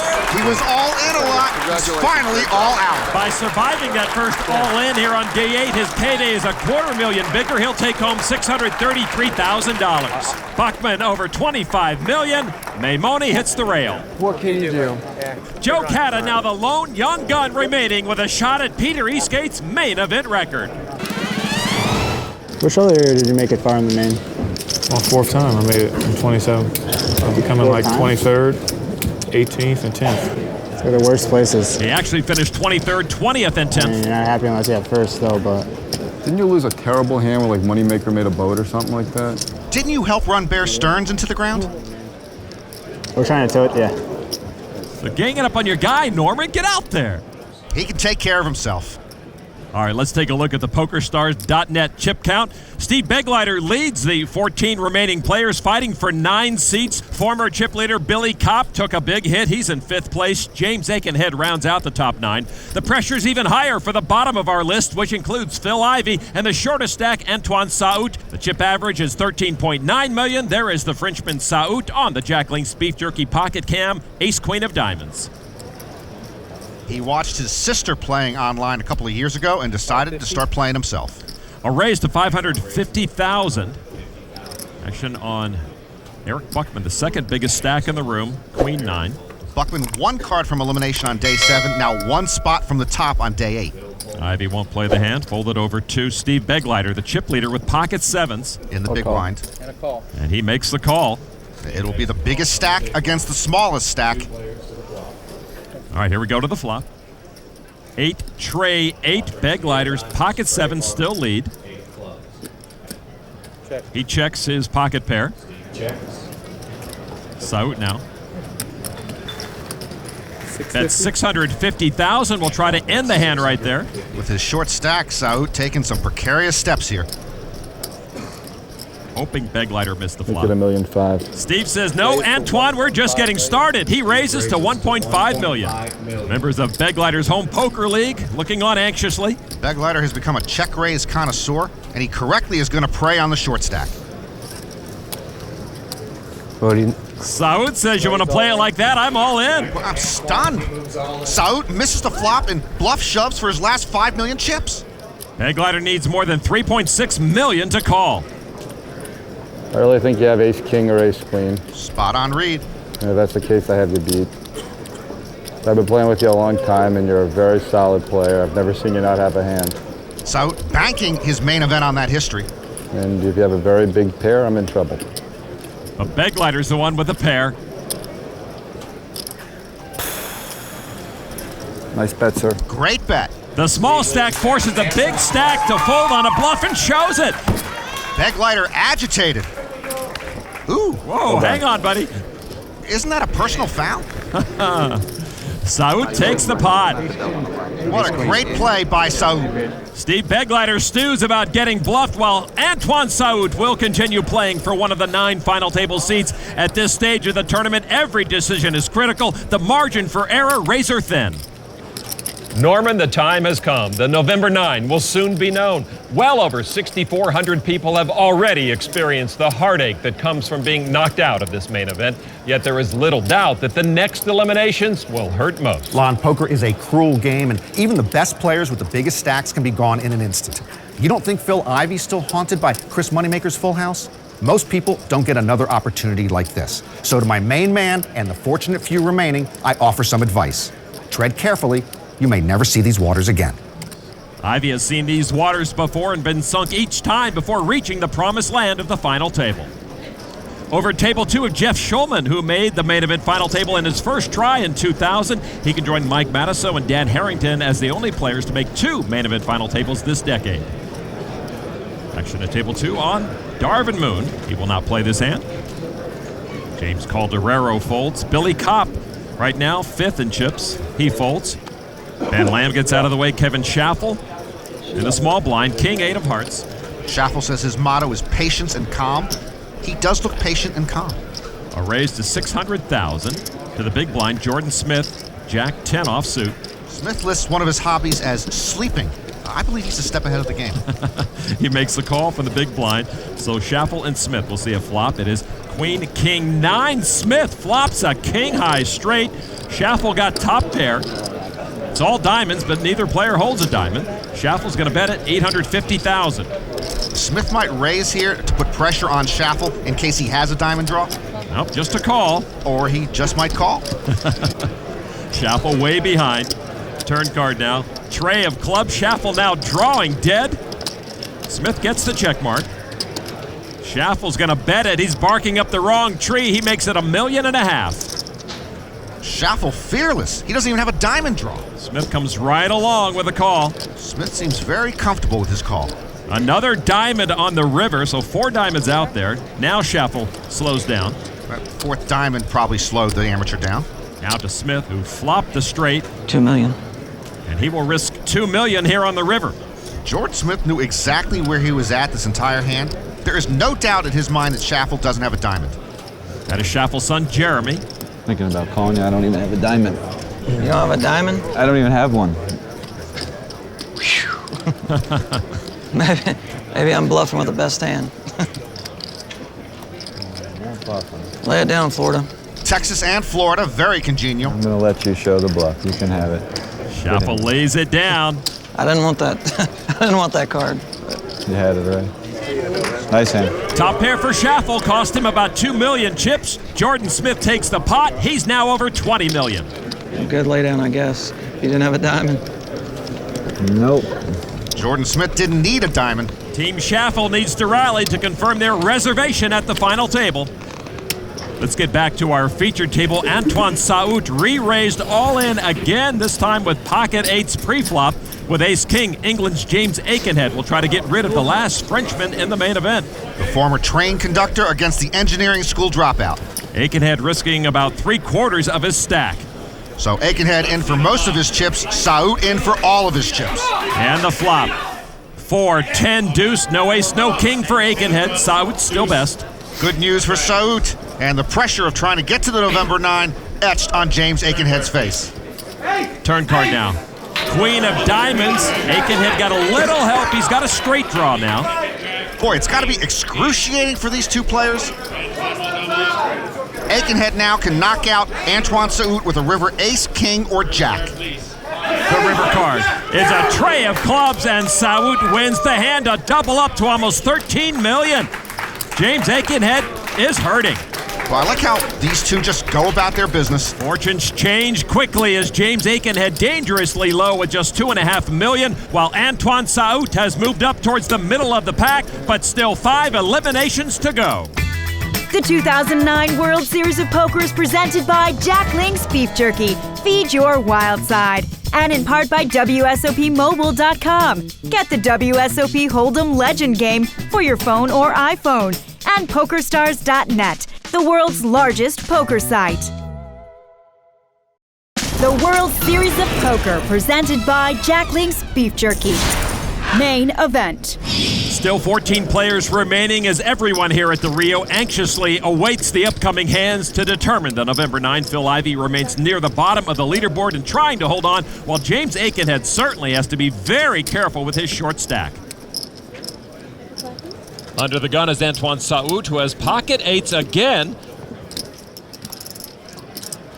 and folds. I think he wants a little respite from all the stress. I don't blame him one bit. James Akenhead, who just lost that hand to Saout, also will fold. Now action on Joe Cata. 10-7 of hearts. Cata with a chance to best Peter Eastgate's record as youngest main event champion. And Cata played a bit with Eastgate during this main event. A raise to $500,000 from the 21-year-old. Jamie Robbins, 10-6 of clubs. Jamie Robbins once was 21. He folds. Phil Ivey now in the small blind. 6 deuce off. Ivey's reaching. Ivey in a 6 deuce off mood. Phil has not played a lot of hands, so he's hoping to either take it down here or outmaneuver anybody who dares come along with him. A re-raise to $1.5 million. My man smelling weakness across the table. Good timing after Saout folded the pocket eights. How much are you playing, Phil? A little over 6. It's not all that much, and he's out of position. Cata has him easily covered, but Cata also has 10 high, and he's staring across at Phil Ivey. He's not going to get a read on that face. All right, it's yours. Cata will lay it down to Ivey. This is almost like play during the money bubble. Play gets tight, and players, and my man is a player, take advantage. The Humphreys are happy, and Joe Cata wonders if he did the right thing. It's an old couple not here. Ivey. See right there. Right behind you, directly behind you. With a big button on. The big Ivey button. Now, they wish they had a sweet couple with a big button with their picture on it. Mel and Pat Humphreys have been here the whole way. They and Ivey's friend Mike the Mouth Matasso here to see if Phil can make the final table. Matasso and Ivey have had their share of deep runs this decade. As you can see on our tournament ticker, Ivey leads the group with 4 top 50 finishes since 2000. Matasso's 3 deep runs include those 2 trips to the final table, which might be matched by Jeff Schulman, who also has 3 top 50 finishes this decade, currently hoping to make his second final table appearance. Jeff at table 2 looks down at King Jack of clubs. Schulman doesn't play a ton of tournaments, but boy, when he plays them, he makes them count. Raised to $600,000. Darvin Moon, one of the big stacks, a suited Jack. Darvin's slowed down lately. He's not getting the big hands he got earlier. Folded over to Ben Lamb with pocket 10s in the small blind. All in for about $2.3 million. The Las Vegas Poker Pro, with just 11 big blinds left, says now is the time. The decision back to Schulman whether or not to call. It's been tough to get Jeff Schulman's chips. He's been playing pretty snug poker, staying out of harm's way. At this stage, any chips are valuable. Any chips you lose, critical. But we're obviously at a critical juncture. This would be for about 15% of his stack, and he's not giving anything away. And he'll take a shot and make the call. So Schulman's going to have to improve to knock off Ben Lamb. Like Akenhead and Saout earlier, these two fellas just go about their business. Ben Lamb, known as Benba, has a very loyal group of supporters behind him. And there's the Jeff Schulman rooting section. Ladies and gentlemen, Mr. Adam Schoenfeld. Jeff needs to recruit some new friends. All right, Schulman trying to knock off Ben Lamb here. The flop. 9 ace 7. Lamb still good with his pocket tens. Go, Ben! That's a well-lubricated Ben Ba support group. Turn card now. Queen of diamonds. Schulman picks up a gut shot straight draw. And with Schulman picking up that draw, now a king, jack, or 10 would knock out Ben Lamb. River card's another queen. Ben Lamb will win the hand and double up to Schulman. Benba with $5 million now. Jeff cracks a smile. Schulman, Schulman, Schulman. Is your heart? Oh, it's steady. It's still there. Benba can relax for now. He still has a few fighting chips left.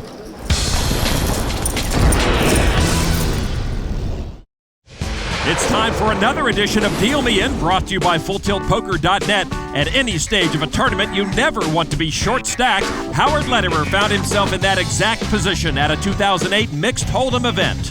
I know I've been short chipped for a while, and 2 5s. It's not the best hand, but you can't wait around forever. So I opened it up. David Williams called with Jack 10. Flop comes Ace 10 9. I make a pretty standard continuation bet, and I'm just hoping he's got a small pair. I've got to start creating some positive momentum, so I kind of took a shot. That's one of those weird spots where if I had a bigger stack, I might have been more likely to check. He folds it. Considering he's in position, considering all the possible hands I could have, I'm surprised that he folded. There are situations when you get short stacked when you have to take some extra chances, particularly in just a spot like that. I was thrilled to pick up that pot, but I'm surprised I won that hand.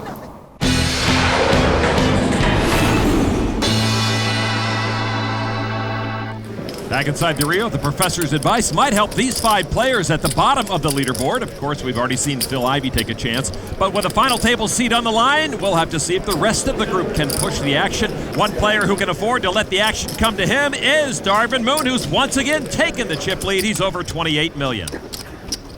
Darvin at table 2, looks down at Trey Deuce of Hearts. On the button. Raise. And he announces raise. Darvin makes it $700,000. We've seen Darvin play big hands. Now we'll see him play a little hand. James Calderaro, former nightclub owner from Florida with ace-queen off. I believe ace-queen off. Test your character. Your will to live. A re-raise to $1.8 million. That's an odd raise. He just committed almost 40% of his stack. Billy Kopp in the big blind with pocket tens. Billy might figure Darvin just raised because he was on the button, and frankly, Calderaro's re-raise looks like a weak re-steal. Kopp with his pocket tens is going to 4-bet it to $3.6 million. Moon gets out of the way with Trey Deuce. Well, if you're putting in the $1.8 million, you're not putting it in the fold at this point. Looks like I have to put it in, right? Yeah, he's only got 11 big blinds left. He'd be in a race, getting a good price on his call. You gotta gamble sometime. Kopp turned the heat up on Calderaro. No, I ain't gonna put it in. And Calderaro got squeamish and lays it down. That's a surprising play. After committing so many chips, I think Calderaro had to roll the dice there. Maybe he's thinking about the next money bump. But Billy Kopp with his 4-bet takes the pot. He's up to 16 million chips now. Let's get back to the featured table. The short stack is taking a shot. James Akenhead pushed all in with king-queen pre-flop, called by Jamie Robbins, who found aces. Akenhead pushed from the big blind with 12 big blinds left after Robbins had raised. It's been quite a while since James had a comfortable chip stack. The main event has been a grind much of the way. Jamie Robbins also short stacked. It's my one time. You only get a one-time one, so I'm marking it down. At Akenhead's first main event, he lasted 9 hours. His second, 9 hours, 15 minutes. His third, 9 hours, 30 minutes. Now trying to make the November 9. And that's going to help. Akenhead flops kings up. But hold on, Robbins has a straight draw. Oh, what bad luck here for Jamie Robbins. The San Diego pro now stands to be crippled. Akenhead feeling good about his chances now. A 7 on the turn. Akenhead still ahead. Akenhead almost a 3-1 favorite to stay alive here and double up. Akenhead's cheering section looking for a blank on the river. Still a lot of outs for Robbins. A jack or a 7 gives Robbins a better 2-pair. An ace gives him a set. A 10 gives Robbins a straight. Otherwise, James Akenhead doubles up. It's a 5, and Akenhead will win the pot and stay alive. That's his one time. It's in my book. A crippling blow to Jamie Robbins. Robbins says goodbye, Mr. Chips, as he gives up almost all of his stack. Listen, you're the best player I've ever played with. I like to see you go deeper. Nice playing. I guess if Akenhead is the best player Begleiter's ever played with, Phil Ivey would be the second best. The bad beat on Robbins has left him with just over 1 million chips. And despite the double-up, Akenhead remains near the bottom of the leaderboard, but now has a little more breathing room. Action fast and furious here at the Rio. Over to table 2. Another big decision for another one of the short stacks. Jeff Schulman just raised with ace-king, enough to put Ben Lamb all in with ace-jack suited. I call. Lamb calls all in. He doubled up through Jeff a short time ago. He's going to try it again. Lamb had 20 big blinds left. He was hoping he was in a race against the pocket pair. Instead, he is dominated. Schulman couldn't knock him out with king-jack. He'll try it with ace-king. You know, Adam Schoenfeld makes the Humphreys look like a mob. All right, Ben Lamb trying to hang on. There is the Ben Bomb mob. Ben Lamb at risk. The flop now. 9-king tray. That all but seals the deal for Jeff Schulman. Oh, Schoenfeld with a pulse. Ben Lamb barely with a pulse. He needs a miracle runner to stay alive. The turn card now, as Ben Lamb tries to hang on. And that 7 will not do it for him. He's drawing dead. Ben Lamb eliminated in 14th place by Jeff Schulman. The second time Lamb has made a deep run in the main event in the last 3 years, and this one's a big cash. He'll win over $633,000. He fought the hard fight and winds up 14th. Jeff Schulman has had his share of knockouts. Ben Lamb is out. Now only 13 players remain. The tension is building. The anticipation rising as everyone is wondering who will be next to go and who will be our next November 9. The World Series of Poker, presented by Jack Link's Beef Jerky. Main event. Back inside the Rio, only 13 players remaining, but 195 million chips in play, and Jamie Robbins only has about 1 million of them. On the Jack Link's Beef Jerky pocket cam, King Deuce, and he will fold that. Action to Phil Ivey. Ivey with King 10 offsuit. From early position, a raise to 600,000. Raise 600,000. Steve Begleiter. Rags. He mucks the rags. As does Saout and Akenhead. Over to Eric Buckman. Rags. He knows what to do with rags. Joe Cata in the big blind. 8-6 of hearts. Almost rags. Cata played with Ivey at an earlier World Series event this year. They both cashed. Ivey was 18th, Cata 64th. Cata makes the call. Ivey pushed Cata off his hand the last time these two met pre-flop. Both were trying to steal the blinds. Flop is ace 7-5. Neither pair is up. Ivey is best with his king. Cata picked up an up and down straight draw. Joe first to act. He checks. Cata would like to see a free one. You rarely get anything for free from Phil Ivey. And he'll bet half the pot, 800,000. Well, even if the ace hit Ivey, Cata knows that if he hits his straight, he could bust Ivey. Cata with the call. I would have loved to have seen Cata check raise Phil Ivey there. Woo-hoo!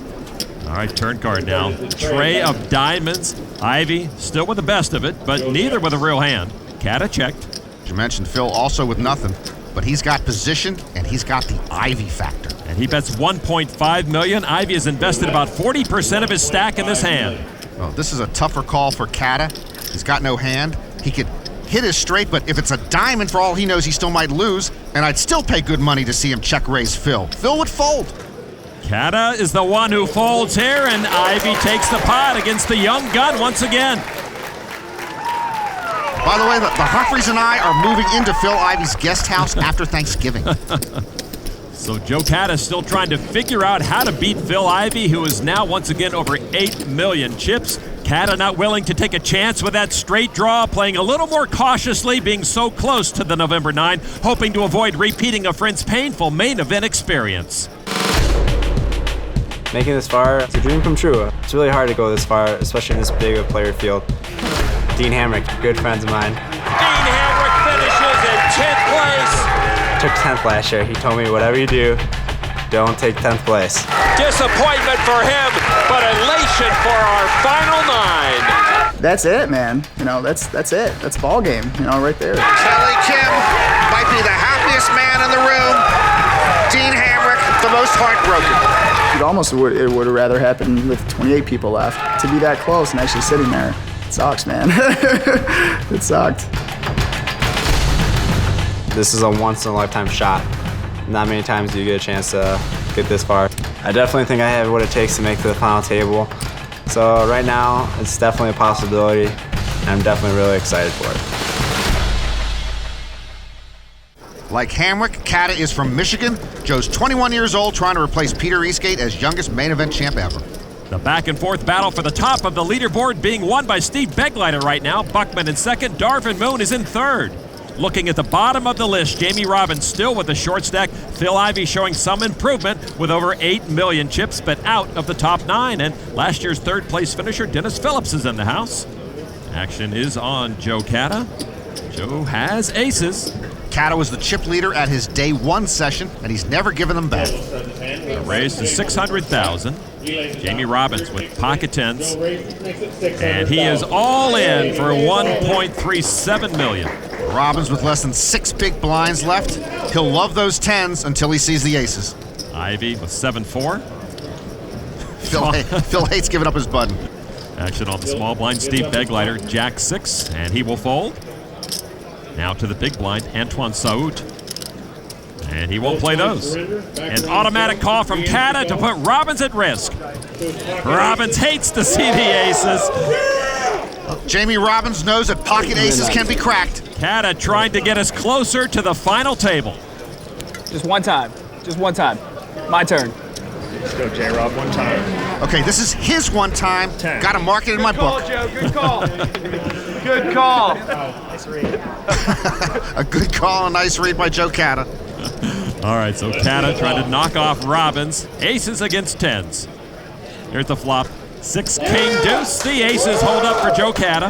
No backdoor outs for Jamie Robbins. He's simply going to need a 10 now. Uh-oh, he took off the glasses. That's akin to waving the white flag. Turn card, please. Turn card now. 5 of clubs. Robbins down to his last chance. Jamie looking for the 10 ball. Each player's cheering section on pins and needles with the river to come. Joe Kata ready for the knockout. Jamie Robbins needs a 10 and a 10 only, or he is wamboozled. And the river card. Oh, he got the 10. Jamie Robbins stays alive. He got his one time, no more. Camp Kata can't believe it. Nothing like a little drama. I believe Dennis Phillips said, wow. It's brutal. Man, I seen more hands from behind win than ahead. Jamie Robbins giddy with his river miracle. It takes more than pocket aces to make the November 9.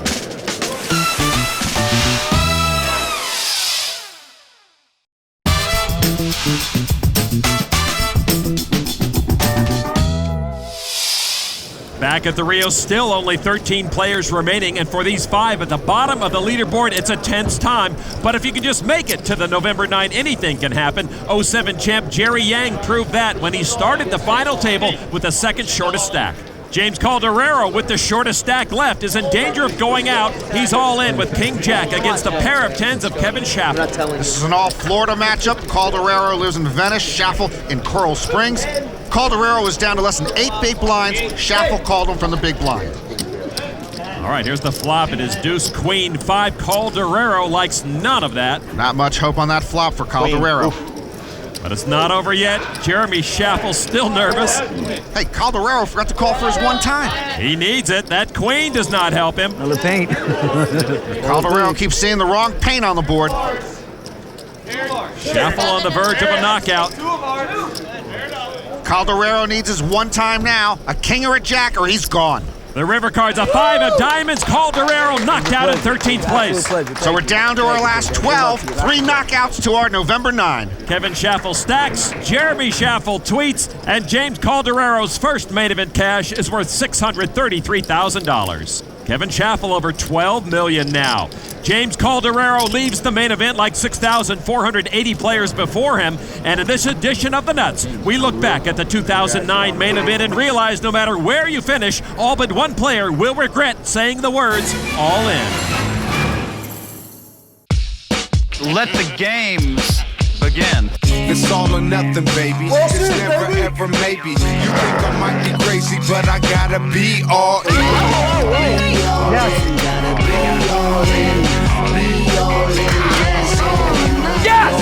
Nothing. I call your bluff. George is getting angry. What I'm holding right here is Royal Flush, and you're moving down the river with the rest of the blank. It's a very bad. The main event, boys. Hey, thanks. Ivey's been my man to win the main event for the last 7 years. I'm here to deliver your rap down the south. Once the hand I've been dealt, it makes me wanna yell. Yeah! Did this really happen to me? That's what I'm talking about! My head is pounding. Annie, you're fired. Oh, baby! Kiss me. Punish him one time. Back up to the top! No, I'm on a roll, I gotta go all in. Hollywood is alive and well in Las Vegas. Joe Hashim is one of the game's premier performers. All in. It's all or nothing, baby. It's never ever maybe. You think I might be crazy, but I gotta be all in. It's all or nothing, baby. It's never ever maybe. You think I might be crazy. Change of underwear, please. All in. Sandro's spectacular 2009 is over. Spend half my life on a search for nothing. I came up with something. It's all Peter Eastgate's extraordinary 2-year run has finally come to an end. All in, baby. Let's go. I'm all in. Oh, it's the spade! No back-to-back final tables for Phillips, but he didn't miss by much. Good in these situations. After 6,493 players are all in and all out, only the one remaining can capture that coveted prize. Billy Kopp, with almost 20 million chips, has a good shot to take the next step. He looks down at 5 tray of diamonds under the gun. Billy's parents back home in Kentucky following his progress online every day. A raise to 600,000. Next to act, Darvin Moon, Queen Jack of diamonds from the small blind. I don't know if they have the internet in Western Maryland yet. He will make the call for 480,000. Darvin with 25 million chips, Billy with nearly 20 million. And they will go heads up to the flop. The flop is King, 9, deuce, all diamonds. Oh my goodness, Moon with the better of the 2 diamond flushes. 2 of the biggest stacks in the room on a collision course here. Darvin Moon first to act. He will check his flush. You flop a flush 6-handed, you gotta believe you're best. Billy Kopp bets about half the pot, 750,000. Billy might have checked there, but I guess he's protecting his hand in case Darvin is holding 1 diamond. Darvin would only be worried about the ace of diamonds. Darvin makes the call. Just a smooth call. All right, to the turn we go. It is another deuce pairing the board. Darvin Moon earns the check mark with that flush, and he checks again. A full house possibility now on the board. That might slow down both players. But it looks like Billy wants to protect his hand against the diamond draw again, and again he's stepping into dangerous territory. He bets a little more than 2 million. He's going to regret that. Darvin Moon now. Raise. Announces a raise. He's going to make it 6 million to go. Billy Kopp in a bit of a pickle here. With as many chips as he has, and with Darvin having him covered, Billy could have played small ball and checked the turn. Darvin's wife, Wendy, watching her man involved in another big pot. If this close to the final table, you want to control the size of the pot. See, if Billy checked the turn and a diamond hit the river and Darvin leads out, it's an easy fold. Come on. But Billy Kopp shoves. Wow, I didn't expect that, Lon. My goodness. Billy has no doubt his flush is good. It's not. If Darvin calls, Billy is gone. The board paired, and this is for most of Darvin's chips. I call. Darvin Moon makes the call. It's over. Billy Kopp sees in an eye blink his main event is done. Oh my goodness. Billy Kopp started this hand with nearly 20 million chips. His November 9 ticket was virtually punched. He's gone. Darvin with over 45 million now. Wendy Moon can book their tickets to the final table. Her husband is the overwhelming chip leader. Darvin with a huge call there. Flush over flush. Billy Kopp overplays his and shockingly plays himself out of the main event. What's he doing raising 3/4? 3-5. With a stack like that. Talk about big stacks. Darvin Moon now owns nearly a quarter of the chips in play. That hand will be talked about for years to come. You just don't get this close that often. Billy Kopp may have given away a once-in-a-lifetime opportunity.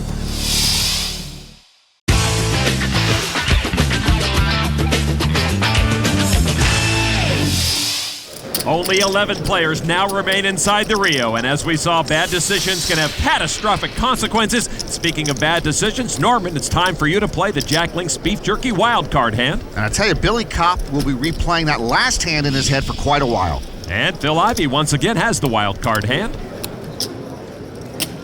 He will raise to $620,000. Phil's still relatively short stacked, and we're getting close to the final table. He's not messing around. I'll put him on pocket eights.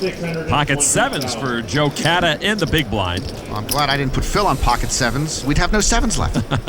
Cata makes the call. That's a pretty good hand, six-handed. Cata could have repopped it, but he respects Phil's raise and might remember Phil strong-armed him a couple of times earlier. It's up to the flop. Deuce, deuce, four. Cata has his pair of sevens, and the deuce is on board. That's a good flop for Cata, unless Joe, like me, thinks Phil has a bigger pocket pair. Cata first to act, he checks. Now Phil Ivey with position. That's $800,000. If Phil had pocket eights, he might bet there in case Cata has two big cards. He'd hate to give him a free look at the turn, and then a big card pops up. Phil has pushed Cata around both in and out of position. Cata would fold here, obviously, if you put Phil in a bigger pair. Then again, Phil might have had two big cards and made a continuation bet. Cata says he's sick and tired of it, not going to take it anymore. Raises to $1.85 million. Boy, you only get to check raise Phil Ivey so many times in your life. It's like kicking the Great Wall of China. It's a thrill. Even if Cata's wrong, I love it. He's telling Phil, you got nothing, pal. You didn't get any part of that flop, Mr. Big Game 7-time bracelet winner. I wonder if he's right. Oh, he had Jack 9. Cata was right. Easy fold for Phil. Bad call on my part. Great read by Cata. Joe wins the Jack Link's Beef Jerky wild card hand. How you gonna do it? Huh? You wanted to subconsciously. What would have happened? Cata decides he's not in such a chatty mood after all. Are chips from Phil Ivey considered more valuable? They should be worth 110% of their face value.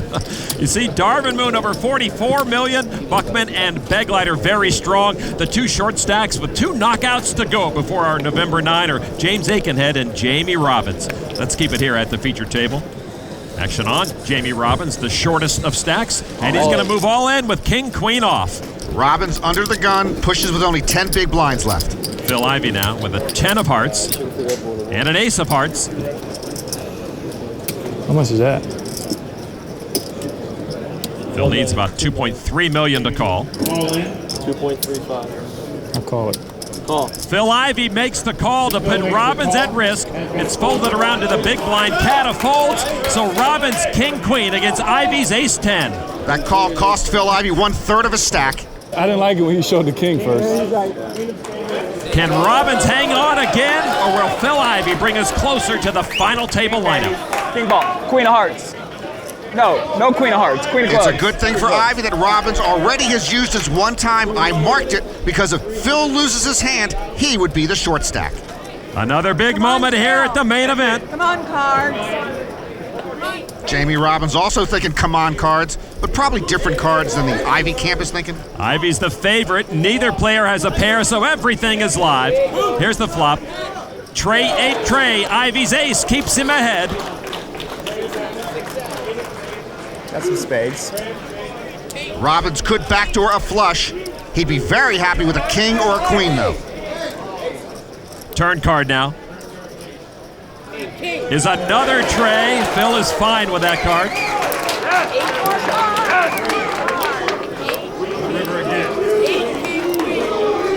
If an 8 comes on the river, they would chop the pot. Each would have a full house on the board. A king or a queen would leave Phil Ivey short stacked. Otherwise, Jamie Robbins is gone. The river card now is a 5 of clubs. Robbins can't pull the miracle this time. He's knocked out in 11th place. Take it down, buddy. Take it down. Robbins earns almost $897,000. My man, one knockout away from the final table. I'm starting to hyperventilate. And with Jamie Robbins' exit, the remaining players will now combine to one table. And 10 men will play for the last 9 spots for a seat on the game's biggest stage to be one of the November 9. The 2009 World Series of Poker is presented by Jack Link's Beef Jerky. Feed your wild side. And in part by WSOPmobile.com. Get the WSOP Hold'em Legend game for your phone or iPhone. And FullTiltPoker.net. Learn, chat, and play with the pros. 10 players. 9 seats. Simple math means one mistake could lead to one man's cruel fate, and we will have our November 9. Who will make way for our November 9? The audience inside the Rio is tense yet filled with excitement. They know each player is so close to making the final table, but is also one misstep from elimination, and no one wants to be left out. And Darvin Moon, the unlikely chip leader, 10-handed. Here are the chip counts for our final 10 players. Moon way out in front, followed by Eric Buckman, Steve Begleiter, and Jeff Schulman. At the other end of the spectrum, James Akenhead, Antoine Saout, and Phil Ivey are the short stacks. Phil Ivey not out of danger here, but Phil, this is your time. This is my time. This is our time. Nearly 6,500 people began this main event. We're down to our final 10 players. You heard Dean Hamrick. To go out at this point of the tournament, so close to the final table, is crushing. Action on Darvin Moon. He's got to be feeling pretty good right now. He folds to Phil Ivey. Phil Ivey has been in this exact spot before, and he finished 10th. 2003, Chris Moneymaker knocked him out. To Steve Begleiter, ace-king of diamonds. This is Begleiter's first time here. He's never even cashed in a World Series event before. He's one of the top 3 stacks. He announces a raise to $650,000. Joe Cata in the big blind. Pocket fives. And of course, Cata on the doorstep of history. He would be the youngest ever to make the main event final table with a chance to become the youngest ever to win it. He's going to repop it to $1.7 million. Action back to Begleiter. How much are you playing total, sir? Like 14. 14's a lot, but it's not as much as Begleiter's $27 million. 5.5. Begleiter re-raises to $5.5 million with his ace-king. Good 4-bet by Begleiter. He's telling Cata, are you ready to play for the rest of your chips and maybe follow in your friend Dean Hamrick's footsteps out of the November 9? Begleiter's buddies get restless when Steve gets aggressive. Cata will lay it down. I can't disagree with Cata there. And that was well played by the Wall Street Warrior. Begleiter outmaneuvered Joe Cata.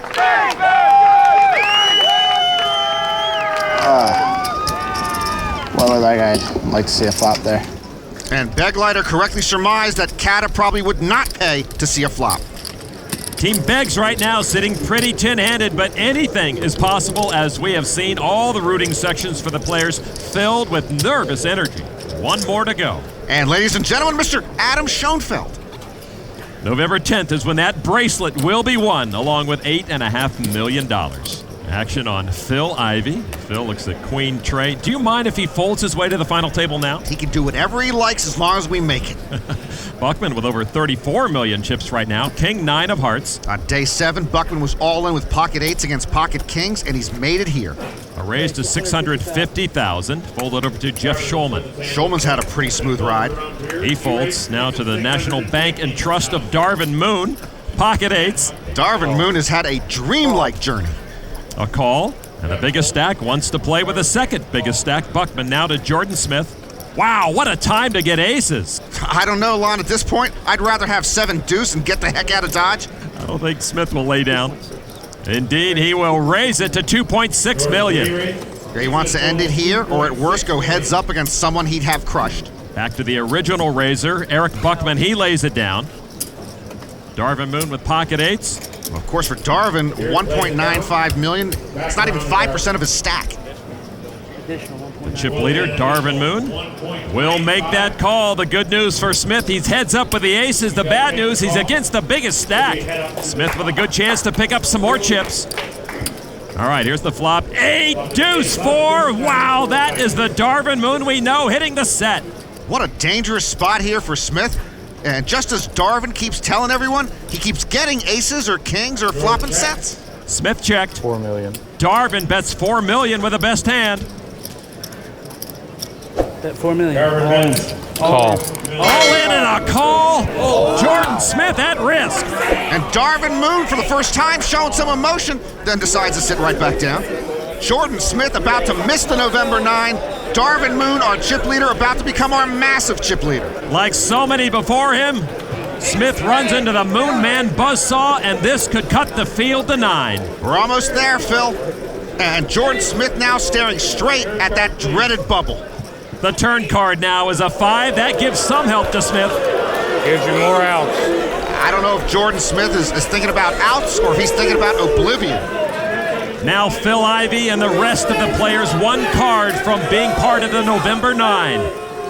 Coming up, the most anticipated river card of the 2009 World Series of Poker. Jordan Smith with a straight draw. He needs an ace or a 3, or our November 9 is set. The river card is a 10, and that is it. Say hello to the November 9. And with that pot, Darvin Moon owns almost 59 million chips. And the short stack James Akenhead is swallowed up by the masses. Jordan Smith on the outside looking in wins almost $900,000. We're going to the November 9. Well, I was going anyway, but now I've got my main man coming along. Phil Ivey finally makes the main event final table.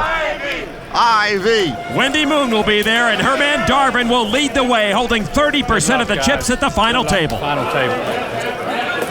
I'm going to need it, buddy. That's why it's been running the whole tournament, man. It's just unreal. Akenhead with just a few chips, ecstatic. Kevin Schaffel soaking up the moment. Jeff Schulman, like his friend Mike Matusow, earns his second main event final table, and after several deep runs, Phil Ivey will be there. Our November 9 is set. 9 players have grabbed a seat at the final table, and 1 will be this year's world champion.